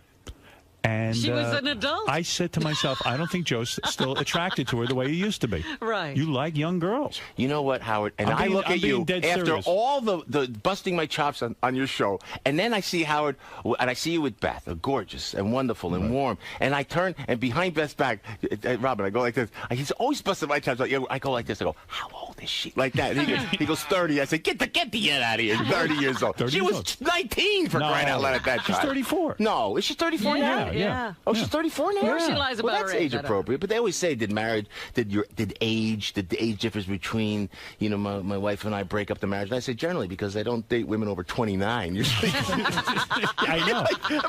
But am I right in a way, in a sense that you were very attracted to a young woman? You married a woman who hadn't grown up yet, hadn't developed into the woman she would be. No, and you probably didn't like who she turned out. No. She's the mother of my children, and nothing. I will treat always with the greatest respect. And she loves you, and she's doing great. Right. And She's a beautiful woman. And I wish her only the best. And it's going to be great. Does she have a boyfriend? It's going to be. Yes, she does. Yeah. And you have a girlfriend already. Well, no, I'm not. How was not it banging women? How many women did you bang between now? How long before? And the new girlfriend. How many did you get? You hooked up, and how many? So let me tell you what happens. So I wait and I wait, right? And I wait because I really say, I wait, and you think maybe how it's long gonna happen. How long is wait and wait and wait? Well, 3 weeks? Be honest. No, how long did you wait? Probably the next day. Did you ever mess around? Did you ever mess around, Allison? Oh, cheat on Allison? Yeah. Absolutely not. Yeah, you never did, right? Never. Yeah. No, that's not me. And everything's okay now with her. Yeah, well, I mean, look, we're not married anymore. There are feelings, but we are friendly and we speak to one another. But you don't talk advice. Don't you love to? This supposed to be advice. We talk about the kids all the time. Yeah, well, that you always will. And look, I love the sacrament and Catholic Church and all that, but I had to get laid. You had to get out of there. Yeah, I had to get my ass laid. I love it all. I do. I love it all. What? Let me understand something. So, how many weeks do you wait before you get some really good pussy? Oh, Howard, why don't you just put it a little more bluntly than that? Oh, my gracious. Come on, I'm being gross. Welcome to Satellite. I know. It's good they didn't spend any money on the studio either. Oh, my God. Before you start dating, honestly, how long did you wait? Well, it had to be, it was a while. It was like months and months. And even now, and even to this day, I'm holding myself out until... months and months? Really? You're not honestly? I was told not to say... Where are you living? Where's the bachelor pad? I waited 11 minutes. Where's the...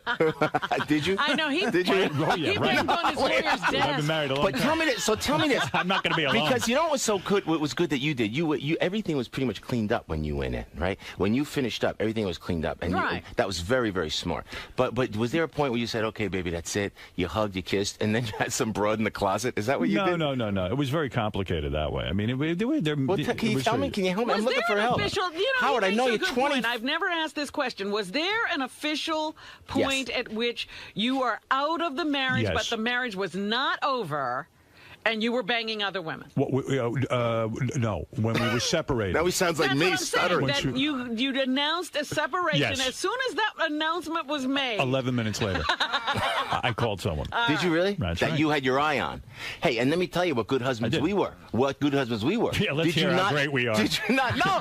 Yeah, let's make up some lies. Because no one else. Listen, I sat in my basement for 20 years. Okay, go ahead. Yeah, how great were you? No, because didn't you clock? There were girls that you stop with the sound effects, please. Didn't you clock like women that you met? You said, well, that would be like the one that I remember. I saw her, but I was married and I was with children, and there was no way I was going there. But in your mind, you're going, oh man, that is like, I mean, just was It's the curse of having a penis. Whatever it is, right. I thought it was being Italian, but I don't know. Were you at the point like where you were just jacking off all the time? No, stop. No, come on, be honest. No. You never jerk off? No, never. Liar. I don't have sex. I'm abstinent. I believe in it. Come on. I believe jerk off? Stop with the sound effects. Listen, you're not going to be governor in New Jersey. You can tell people you jerk off. Yeah, he was going to be a politician for a while. No, honey, you ain't going to be no governor in New Jersey. That might get me elected. You kidding me? Yeah, not with your past. You kidding me? You can't date the babysitter and become governor. But you have to understand. I know. But what were you thinking? No, you have to understand that it's always the children first. I know you feel the same way. I do. So to answer your question, this was so funny because it was in Atlantic City, and then this. I mean, magnificent, and I guess I could be frank on this show, but magnificent. I mean, woman what she's doing with freaking me is that. But she's that. You know what? I had to pick up my daughter that day. Go ahead. I walked. And I was not with her. I said, she goes, and she came on to me, and I could have done it. Like you said, I was separated, so legally we should have done it. Strong. You know what I did? I said, look, I had to pick up my daughter, and that is the precedent. There's just no contest. You are some father. No, you're the same way. You're a good man. You're the same way, man. Yeah, absolutely. I would pick up my daughter and then bang into some girl afterwards. I was just thinking of you on that plane coming back from California, hitting on the reporter while your kids were she was hitting on me. I did nothing. She sat down next to me. I told the kids to scram. But the kids were on the kids The kids were right there. No, you can't. Matter of fact, I won't bring any girls around now. The children now. I just don't, it's not right. It's too early. It's too early. Way How too old early. are your kids? It's The little ones. 8, 4, and 2 at my age. But Howard, why do you have a gorgeous. 2-year-old? What are you doing? Well, that was Gorgeous. Yeah, not that long Most ago. Brian, you're on the air. No, and I love What's up, guys? I just, Joe, I ran into you about a week ago at that Anheuser-Busch party in Philly. Yeah, that was great, man. How you doing? Good, good. Howard, he was with a hot blonde. They were canoodling like 2 Canoodling. Did we look in love? Let me ask you that. Did you see the look of love in her eyes? That's what I should ask. Definitely said. Joe still looks good. There's no question. He's in shape. You know, he's about, what are you, about 5'4", Joe? Yeah, yeah. Is the girl tall? Is that what you're I might have saying? been the only guy that recognized him in the whole place, so you see how far his career has gone down. Why are you who's this guy now? This is Brian. Yeah, doing material. I don't know. He's doing material. I picked up the phone. I'm a 20-year fan. Yeah. All right. You know what? No, I'm 6'1". Thanks. Yeah, he's But a you know tall what? man. Howard, you're on the air. This is Hey Howard. now. Hey now. Hey, big fan of Joe. Really am. Love him all the way from Saturday Night Live. 2 questions, 2 quick ones. Joe, are you coming back to comedy? Are you going to be doing anything? I just got back from Vegas, played the Las Vegas Hilton, and we went in, and by the grace of God, everything worked great. And I don't know how I got here, man. I go out with jazz musicians. So I go out with Vincent Falcone, who worked with Frank Sinatra all those years. Right. I put like a sextet on stage, and I do the comedy. Half the show's comedy, but we lay into some of the Frank Sinatra music, and it works out great. Now we're going to resorts down in Atlantic City all of July. We're down there, so we're having a blast. And at the Arts Factory Theater. And at JoePiscopo.com you have now. And you know what? You can check out where we are. Howard, I go out, and it's amazing. And I work hard. I'm in the blue-collar show business, baby. I don't drive my limo. I don't have a limo take me up in the elevator and then step out into this beautiful studio. Man, I sweat on stage, brother. You are a road comic. I am actually. I'm actually in the blue-collar show business, and I sweat on stage. I become the Wayne Newton of comedy, baby. I tell you what, but it's great because the music is great. The comedy is fun. Everybody comes out, and it's so funny because of the internet, because of YouTube and everything. They seem to follow. They know everything. The folks that come into the show, they know absolutely everything about you. What is it, Vinny? You're on the air. Go ahead. You're on with Joe Piscopo. Hey, Joe, how are you? Hi, Vinny. How are you, buddy? Joe is the nicest guy in show business. Oh. Joe, can we talk about your current living arrangements, which I think is fantastic and shows you what a great dad you are? What is your current living arrangement? That's what I was trying to get What at. is that? Well, Joe, I just want to make sure he's okay with it. I want to check with him the way you check with Artie. Yeah, no, you mean with just being with the kids all the time? Yeah, you know, with the fact where you're living, where you physically live in Jersey right now, how you're not living in a house? You're living in a... I do. Where do you live? I live in a hotel. I live in a hotel. I swear to God. So what happened was, The poor kids think their dad's a flunk. No. No. Are you kidding me? What is it? A what? Room service, maid service? He's living in a hotel. Listen to this. I hope the hotel ain't Bayonne. No. Do you have a prenup? Do you have a prenup? Yes or no? You know what? We did, and I didn't acknowledge it, because you know what? Whatever she, You wouldn't have been. It wouldn't have held up. She was under 21. No. Yeah. She wasn't What do you legal. mean you're not acknowledging it? No, it was because I don't know that it would have held up anyway, but there was a... What do you mean it wouldn't hold up? Why wouldn't it hold up? You know what? I'm not... Howard, I just want to be nice about everything. Can I tell you this? The judge, and I can tell you this legally. Listen, Artie, what's going on here? There was a point now. I don't want him in a hotel. I feel bad. Listen. You can stay at Artie's. Artie's taking out money. Come to Hoboken. Great.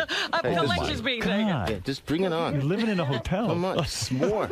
We're playing this in court, baby. Come on. I'm worried about you. Thank you. Are the porn movies free? How does that work?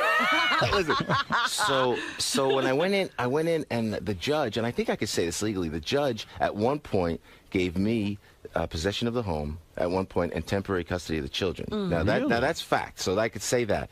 So what do I do, being the schmuck that I am? Ask me what I did. What did you do? Give the home back. Wow. And we do a joint custody. Why? So the kids have to come to the hotel to see you. Sometimes they'll go to the hotel, or we'll go to my mom's. Absolutely right. And then once we settle everything down, I'm going to stay wherever the children are. But I want to make sure everything is settled. So you're going to move into the same neighborhood so that they There's just right next door door. There's a house right there's a house right next door. So check. I have the kids half the week. I had them all last week. I will have them all this week. Check it out. No nanny. 3 children, 8, 4, and 2 at my age. No I get up in the morning. I take that 2-year-old. She's got to be addressed first. She's a gorgeous child. Yeah, so listen to this, Howard. Listen. Change the diapers because Beth's gonna want to have babies, buddy. Believe it. Believe it. Beth better go meet a new man. No, listen to me. I get up. Listen. Joe's available. I get up.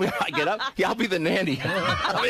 But you can't have your way with me, buddy. I'll tell you that right now. So I get up. I change the diapers. I do the whole thing. Get her dressed. But I don't understand something. When you're fucking your new girlfriend. Oh, stop. Do the kids wait in the lobby? Stop. Oh, you are just the worst. Where do you stick them? Stop. I don't. You don't put them in the lobby? I am abstinent at this point. Really? I am abstinent at this point. Wow. I have to do it. So but I take the kids I take them to school, pick them up. My whole life is with the kids, you know. Wow. And then I go hit the road. I don't believe a word of this. I honestly don't. No, I do. Really? It's absolutely documented. You got to ask anybody. I am so proud, and first and foremost, a dad. I am the dork dad. I'm telling you right now. Dominic Barber, you're a divorce attorney. Say hello. Hi, but let me ask one question, Joe. Joe, do you have a bathroom in your hotel room? Or is it down the hall? No, it's down. It's a flop house. It is. It's a bed and breakfast. We share the. Listen to me. The judge gave him a bathroom, but he gave it back. Come on, that's a good line. That's a real good line. He's good. I'm not my friend, but he's got good lines. I'm not only fat. That's right. He can do other things. Artie, Jersey Artie, baby. That's right, Listen to me. Joe Piscopo, obviously, once this divorce You know what I think of, finalized- Howard? Yes. I think of the stories that because we were with you for that entire relationship. As a matter of fact, from day one, Howard was the one that said marry her. Right. Well, I don't remember that. Thank but you. You're welcome. I do Beautiful girl. remember stories like Hey, with you know the what? Beautiful new girl. children. With the new girl, when you get on a plane and they serve you that hot fudge sundae in first class, do you just smell it the way you and Kimberly used to do? Oh, God. She's evil. Too nuts. What an evil bastard. But you know what? If they think, I got to tell you this. I got to tell you a story. Now listen, because you know what, Artie, Fred, if the shot is warranted, it's great. You know, it's so funny because this is so funny. So there was another girl. And we were just dating friends. You're gonna love this, Howard. And I think it's okay to talk about this. But and nothing happened. We were friends, business associates. Because a lot of the casino, I work by the grace of God. I'm always working. I'm always at the casinos. I'm always working. And when you're at the casinos, your bosses are women, and a lot of them are very attractive women who run entertainment there. You know, so I'm with the one chick. And she was very attractive, but nothing happened. So the other day, I swear to God, I get a call on my cell phone late at night. And it's the husband of one of these girls. It's the husband of one of these girls. He goes like this. He goes, Joe Piscopo. I get, yeah, so this is so.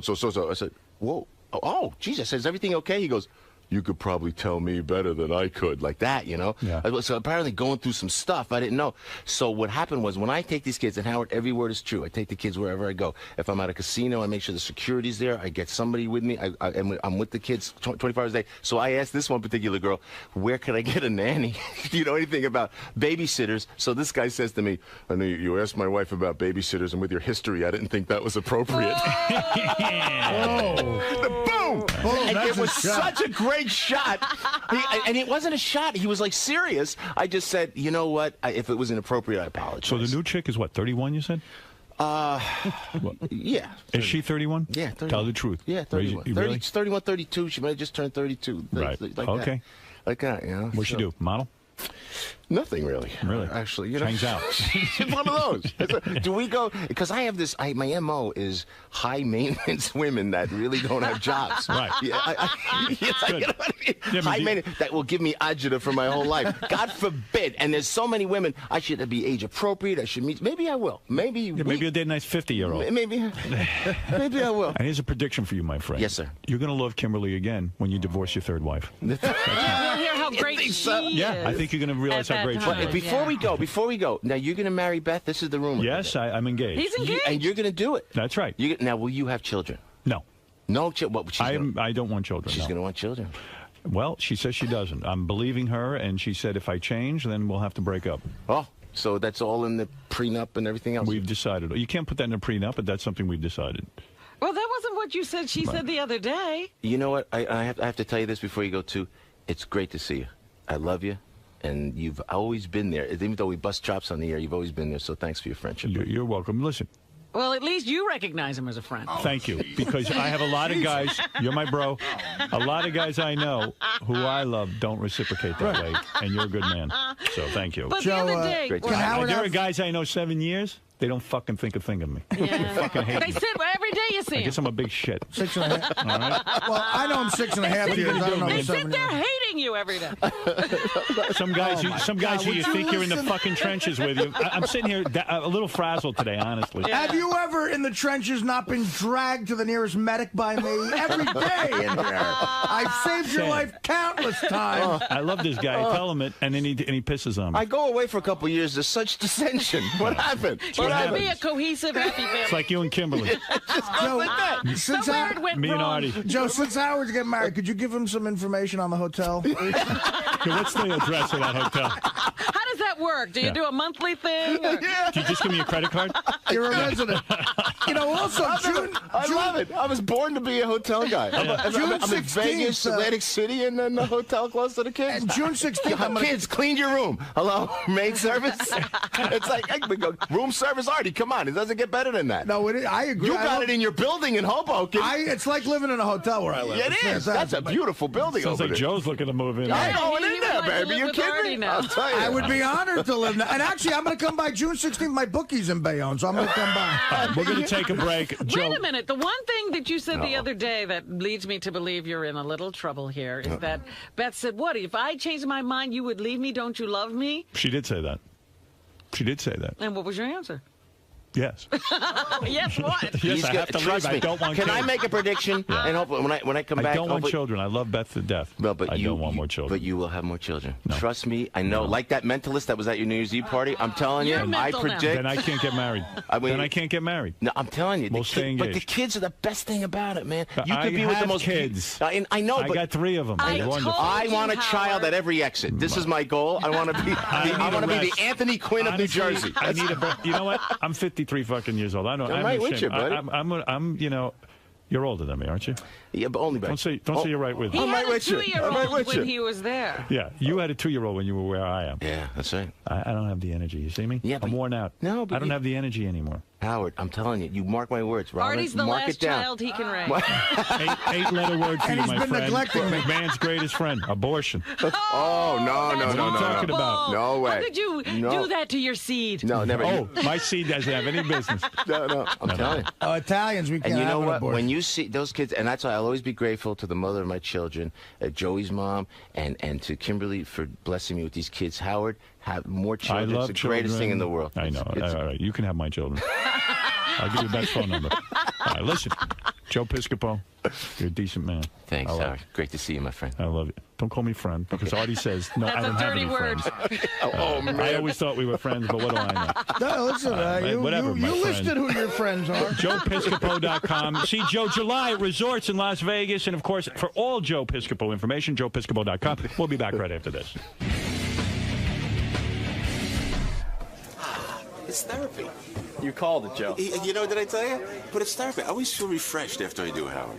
I always feel like I've cleansed myself. Kind of like a colonic, actually. is what it's like. Hey, Joe. Am I in trouble? You just cost yourself $1 million, pal. Good job, Joe. Thank you. Thank you, Yes, I am. That was really great. Thank you so much. He was cringing during that interview. Did I go? You were great, though. The mother of children, great. Everything's wonderful, right? You know what? It is what it is. It's great. But the counselor, I could see you back here ready, He was ready to he was, dive in there. he was man. cringing at some of those. No, you were great. No, it was great. Great. So that was a thorough ball busting in there. Yeah, I mean, it was great. it And then really. I like, you know what I like personally is when the people from the outside they'll call in trying to like placate Howard, and Howard's sticking up for me on the air, you know. Hey, who's that divorce attorney that was calling in? You're like, yeah, it was like Dominic Barber. Well, it's yeah. Howard. It's Howard. Oh, really? You got that real good. Good, Joe. Oh man, that was good. That was fun. You could really take from it though that you guys go a long way back and that you're still friends after all these years. Did it feel you felt that vibe? You know what? It's great, especially at my age, man. It's like when you meet, and I feel that's why I like Jersey. I stay in Jersey. When you look at somebody, and then you know that person for so many years, and you know everything about that person. It's like with Howard, man. I know from day one, and to think about all that I went through. I mean, and he could bust my chops, and it's like hanging out with the guys, right? That when I could look at Howard and I could know all that we went through, you know, the television shows. He was there from day one, you know, through this would last 25 years of my life. So it's like seeing an old friend. He's a great guy. He's a great guy, and I don't know that he wants people to know that. You know, he likes to always do the edge and stuff like that. So it was fun. Thank you for stopping by. It was definitely a good time.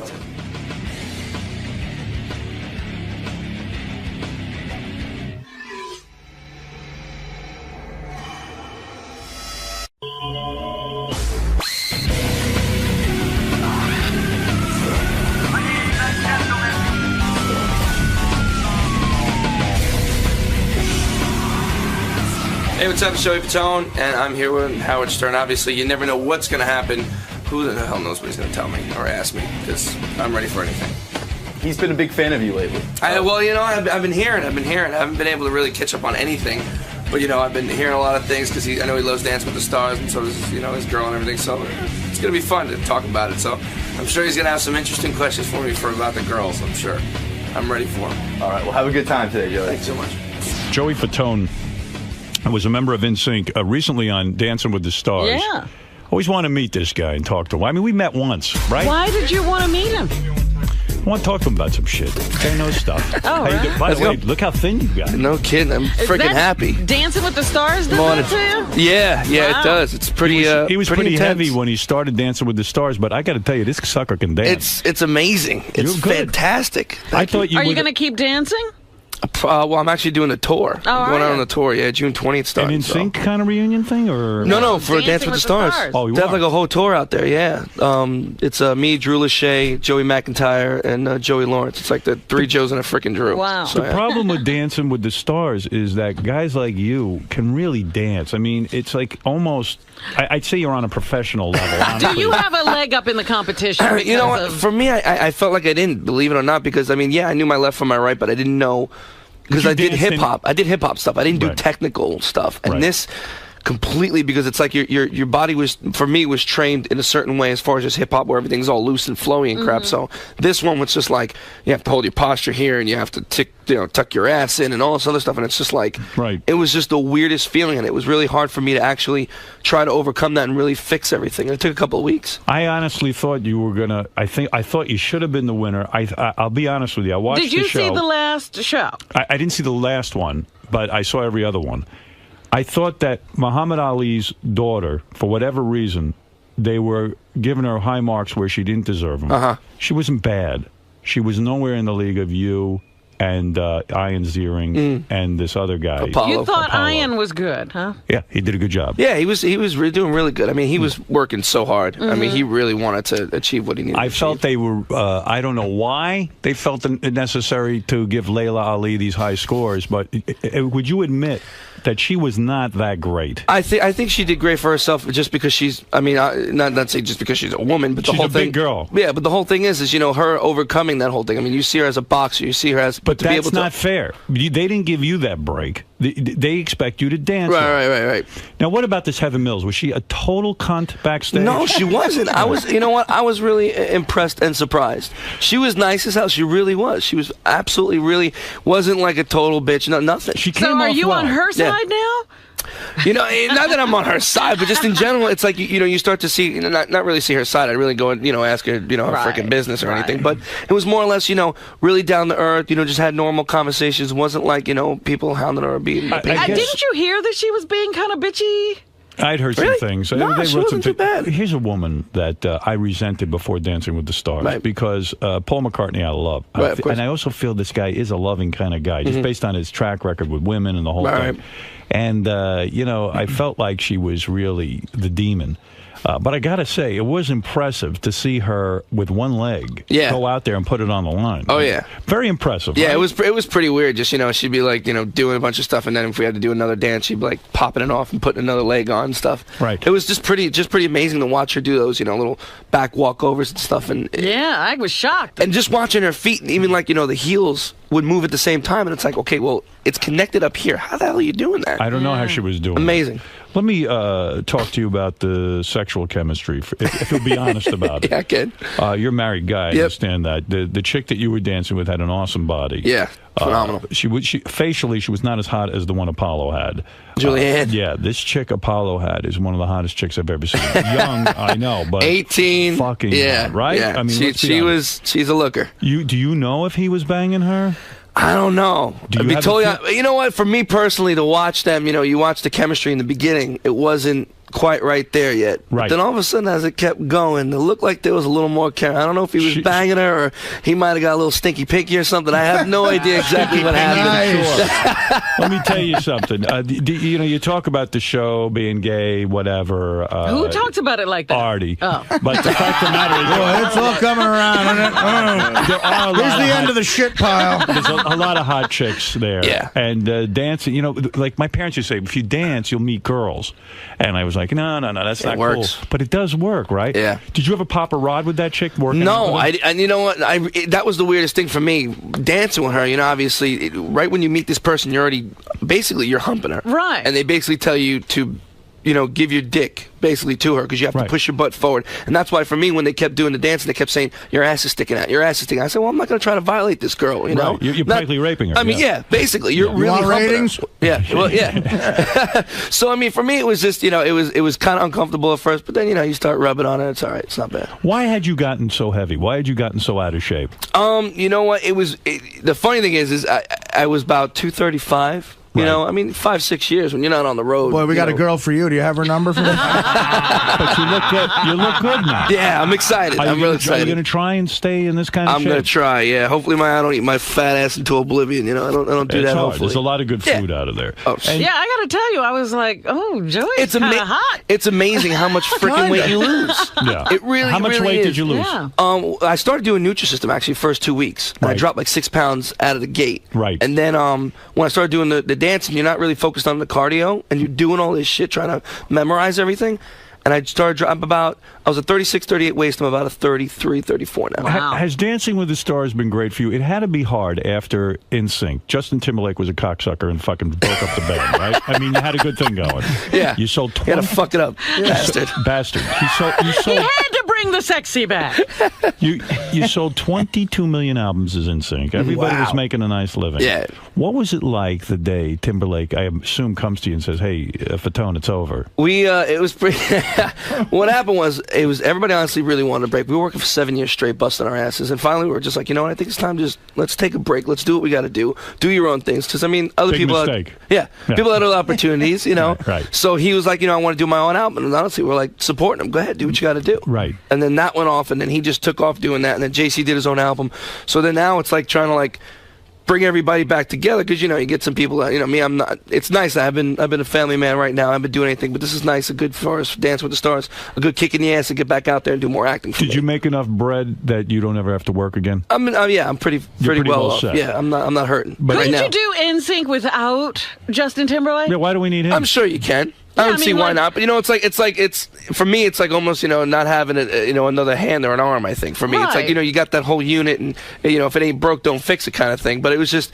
But if it he happens, won't come it happens. back, you got to do something, right? Yeah. You got to get another wheel. But, he's a major guy. Could we do the show without Howard? Would you consider you guys? Do you consider you guys bros? I mean, yeah, no, we do. We do keep it. Because you're in the trenches together, right? My guy's my guy doesn't think of me as a bro. They wouldn't do anything for you. No. My father. I've learned that today. My father used to say to me that you'll meet a lot of girls if you dance. That is actually if the guy you're fucking has a sister. Right. Well, something I noticed on the show is none of the guys on this series were gay. Everybody was straight. Really? Usually, I mean, you get some of the guys that are gay out there that are dancers and stuff. But this whole season, I thought they were. Haven't they said that your former NSYNCer, Lance Bass, who now is openly gay. He's a homo, yeah. Yeah, he's a definite homo. Hasn't he said that he wants to appear in Dancing with the Stars with a male partner? Oh. I don't think he did, but that would be pretty interesting. I think a lot of people would, as far as Middle America, probably wouldn't like that. Yeah, well, who's in the lead? It's hard to tell. Can I? That would be great. Who wears the dress? What about the fact that when you were in NSYNC, 22 million albums, probably getting laid every other night, Justin Timberlake was very heavily involved with Britney Spears. Right. That was a lot of horseshit. Did you know she was crazy back then? Yeah. You know what? She wasn't crazy back then. Oh. She was, it was crazy now. I think she needs to get her head straight. I don't know what's going on with her. I haven't seen her in a while, but it doesn't look good right now. She needs to hopefully relax, take it easy. Did you used to say to Timberlake, "Look, what are you doing with her? Why don't you go out and get laid?" No, after I didn't have to tell him. Right. I guess he did after the fact. He did it anyway. And now he's having a good time. Yeah, big shot now. He doesn't call, doesn't talk to you. No, I just talked to him actually. Probably like 2-3 weeks into when I was doing Dance with the Stars, because now he's in Europe right now on tour. But it's funny because everybody's come out. Obviously not him because he's on the road, but Lance came out, JC came out, and Chris came out to the show. So, he was feeling guilty that he wasn't there to support you. Schmuck. Yeah, piece of shit. What about? You know what I think? I think like the Temptations. The Temptations changed everybody. They just kept the name. All the Temptations are Jewish now. Hey, did you know? Did you have an inkling or know flat out that Lance was gay before he came out? I had an inkling, and actually I was one of the ones that knew, and found out pretty much. I kind of walked in on him, to tell you the truth. Not like that. No. Not like walked in like, oh my God, What was he doing? You walked in on him? No, he was just sitting with a friend of his. Exactly. And it was like, hey, and he was like, oh, I'm like, listen, whatever. And then the funny thing was like, hey, surprise, and I'm like, you know what? I don't give a crap. I love you like a brother. I'm just like, your mother's gonna kill you. Oh, so you called him a bro? Yeah. Right. Okay. Right, because he's gay. Because he's gay. Now, you say you walked in, but you kind of had an inkling that the guy was gay. Yeah, I mean, everybody kind of suspected, but didn't sitting really there with know a guy watching the Met game. Oh, you and the Mets. So how many years into NSYNC were you when the guy told you you were gay? It was fairly. It was a few years. It was like maybe, I'd say about 5-6. Did he try to cover with girls and stuff like that? Did he? He did a little bit. Yeah. He had a girlfriend. He had Daniel Fishel that was in the Boy Meets World show. He was dating her. I don't know what he was doing, but he was dating her. Saving ourselves for marriage. Right. See, that's what aggravates Holding you. hands. When you see a guy saving himself for marriage, gay. That's it. There's no question. That's what aggravates you about gay guys. Like, he probably fucked a lot of hot chicks and wasn't into it. Was there ever an official discussion to hide the fact that he was gay? In other words, did you guys? No, there wasn't. No. I mean, because it was just nobody really knew 100%. No one really was either too scared or too afraid to really ask. Hey, you pounded or whatever. Nobody really knew. You're a little flimsy, Lance. Let me ask you about some of your conquests. You banged China Doll, right? No, I did not. Good. I did not. Tell the truth. Really. That's the truth. If you did, I got to know. I swear I didn't. No. How did that rumor get started? The stupidest thing, we did a movie called On the Line, and it was me and Lance, and there was a small little role that I wanted her to do, and I handed her the script at the Ivy, and I said hello, and I gave her a hug, and then all of a sudden people were taking pictures. Then next thing I'm already inside her. That'd be hard for you to bang, right? Probably. Yeah, that's a tough one. Oh, you haven't seen her lately, no? Nah, poor girl. But you've banged easier to fuck Lance. You banged a few porn stars. Right? No, I haven't. You haven't? No. But how come Kendra Jade was going around saying she Kendra banged Jade's her? nuts. She's out of her fucking mind. It's not even true. No, it's not. We are good friends. She's actually good friends with my brother as well. Right. Sweet. She is a really sweet girl. She is a nice girl. Nuts, but she's a sweet girl. So you didn't? No. You didn't go there. No. Jessica James, you didn't bang her? No, Stinky Pinky. She's hot. No Stinky Pinky on that one. Jessica James is hot. Yeah. I love her. She is pretty banging. Yeah. But you're a married guy now. Yeah. Right? Yeah. Been married for 2 years. Been dating. I was dating for like 13 years. And a kid, right? Yep, 6 years old. 6 years old. My daughter Brianna. Was that your daughter standing there? Yeah, she was in the audience. It's cute. She was like really into it. Yeah, she lost her freaking mind when I didn't win. She was hysterical, crying. I felt so bad. All of a sudden I was standing there and she was crying. I'm like, it's all right. Yeah, don't worry, I'll live. Daddy might be the fucking loser right now, but it's okay. Right. And then 2 seconds later, the confetti was there and she's throwing it up in the air. And she didn't even care about it after. Did you really want to win, or you don't give a shit? For me, I wanted to, but it was weird. Right when they said his name, I was actually excited and proud of him because this kid who's an athlete, never had some sort of expression or anything because they're stone cold faces, and for him to come out of his shell and be able to express through kind of dance, which I've done hip hop way, right. It was cool to see him win. It didn't really bother me. It was really weird. I thought it was going to piss me off, but I was like. I wanted to win. Layla wanted to win. She was pissed. Yeah, you know what? She didn't deserve to win. She wasn't that good. She wasn't that good a dancer, quite frankly. Muhammad Ali's daughter was not good. So when you got tapped to be in NSYNC and you had all this success, how old were you when you auditioned for that thing? When I went into the group, I was about 17, 18 years 17. old. So really right out of high school. And when you were making big money at 17, what do your parents do? Do they put it in a trust fund for you? No, well, I was about 18 at the time, so I was legal. Right. So it was just funny because you don't grasp the concept of really how much money you have. And I was still living with my parents when I was about 20 because I was never home. So finally I got home and I'm like, I want to buy a house. I can get the hell out of here. That's right. You know, have money. Yeah, it was nice.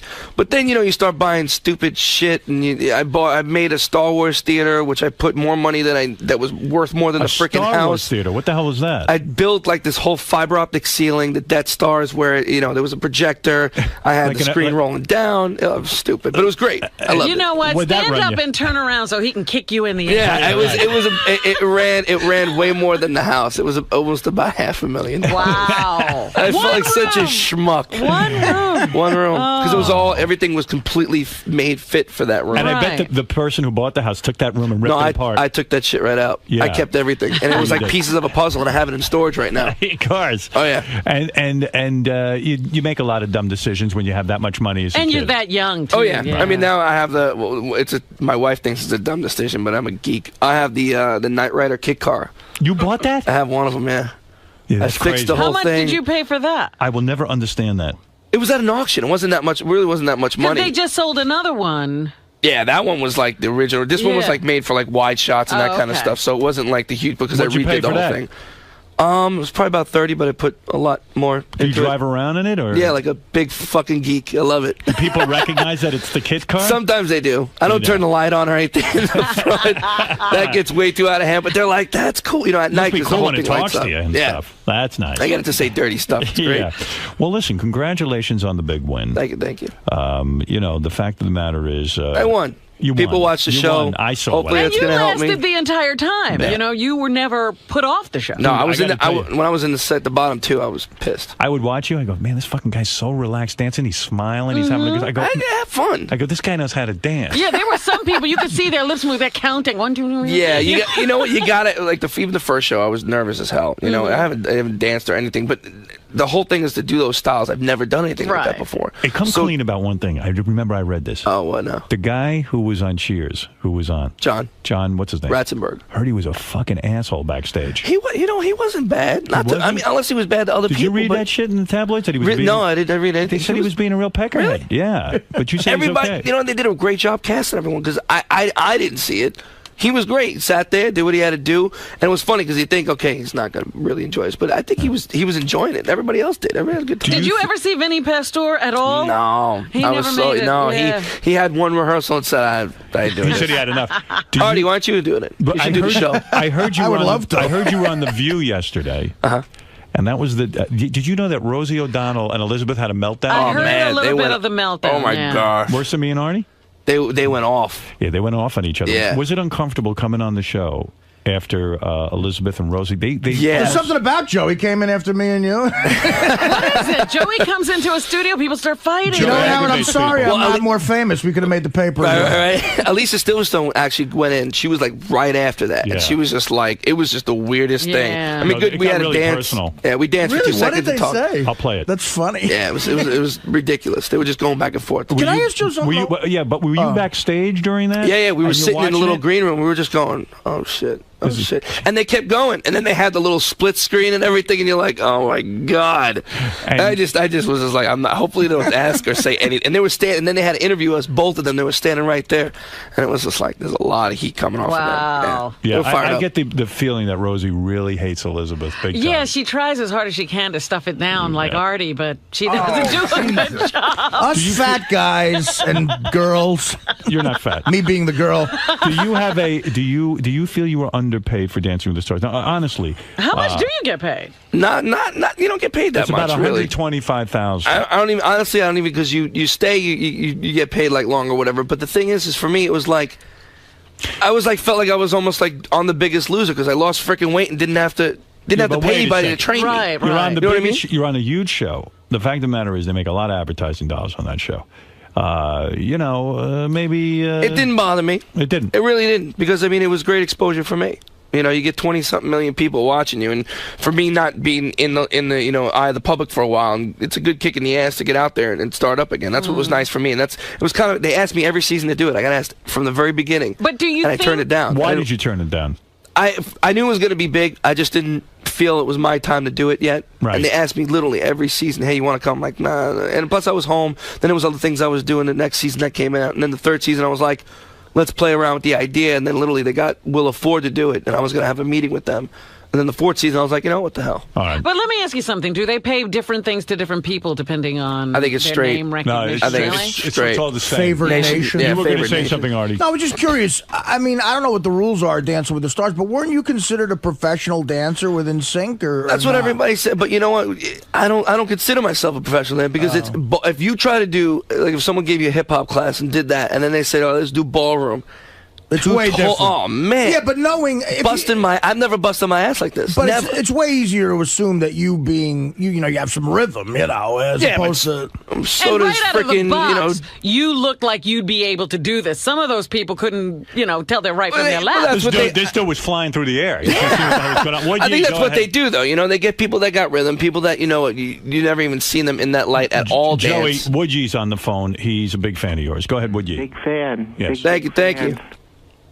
How's it going? Stick your finger in my ass and make a shit swirl on my face. Oh, boy. Whoa. What are you saying, Woodgie? That's for Lance, not for me. Woodgie, what do you want to say quickly? Can I suck your cock? Oh, you got the wrong end sinker. You got the wrong end sinker, but wait in line, buddy. Thank you. I could lick a man's balls with his dick in my mouth. All right. You're getting a little out of line, and I'm not going to allow that. Listen, I want to thank you for coming in. No problem. My pleasure. It's good to see you. Good to see you. You're going to go out on tour with the Dancing with the Stars tour starting June 20th. And what is that? A bunch of people sit around and watch you dance? Yeah. They kind of set it up like the show, and then we do a couple of numbers that we did on the show, and then we have like these whole group numbers. Like I said, I haven't been in rehearsals yet. So let me ask you something, and this might be embarrassing for you to admit. When you're dancing with this chick every day, and that girl had a nice body you're dancing with, you never whacked one out when you went home thinking about her? I didn't. I know you're lying. No, I swear. I go on the computer. The P button and the T is stuck a little bit, but I don't look at it. That's where you whack off? Yeah, okay. Definitely. Computer, DVDs, Vivid, all that shit. And, yeah. Oh, not attracted to this girl? No, it's funny because she's more like a sister, and I know it sounds stupid and kind of cheesy and all that shit, but you start to get a bond, and we were the same age, which is good. Usually, you pair people with like different, they're right. 30, one's 54 or whatever. But for me, it was like we were the same age, got a lot of common. We just Do you think your wife got jealous? No, she's been with me for years. Yeah, but like, oh man, you're there with her every day. She knows. No, you should have just stuck it in. But does she want you to dance with her like that now? No, she always tells me get away from me. I've been married. I've been with her for 13 years. She's, she don't want me to freaking get the fuck out. She don't want to dance with me. Do you think you could have banged your partner on Dancing with the Stars if you wanted?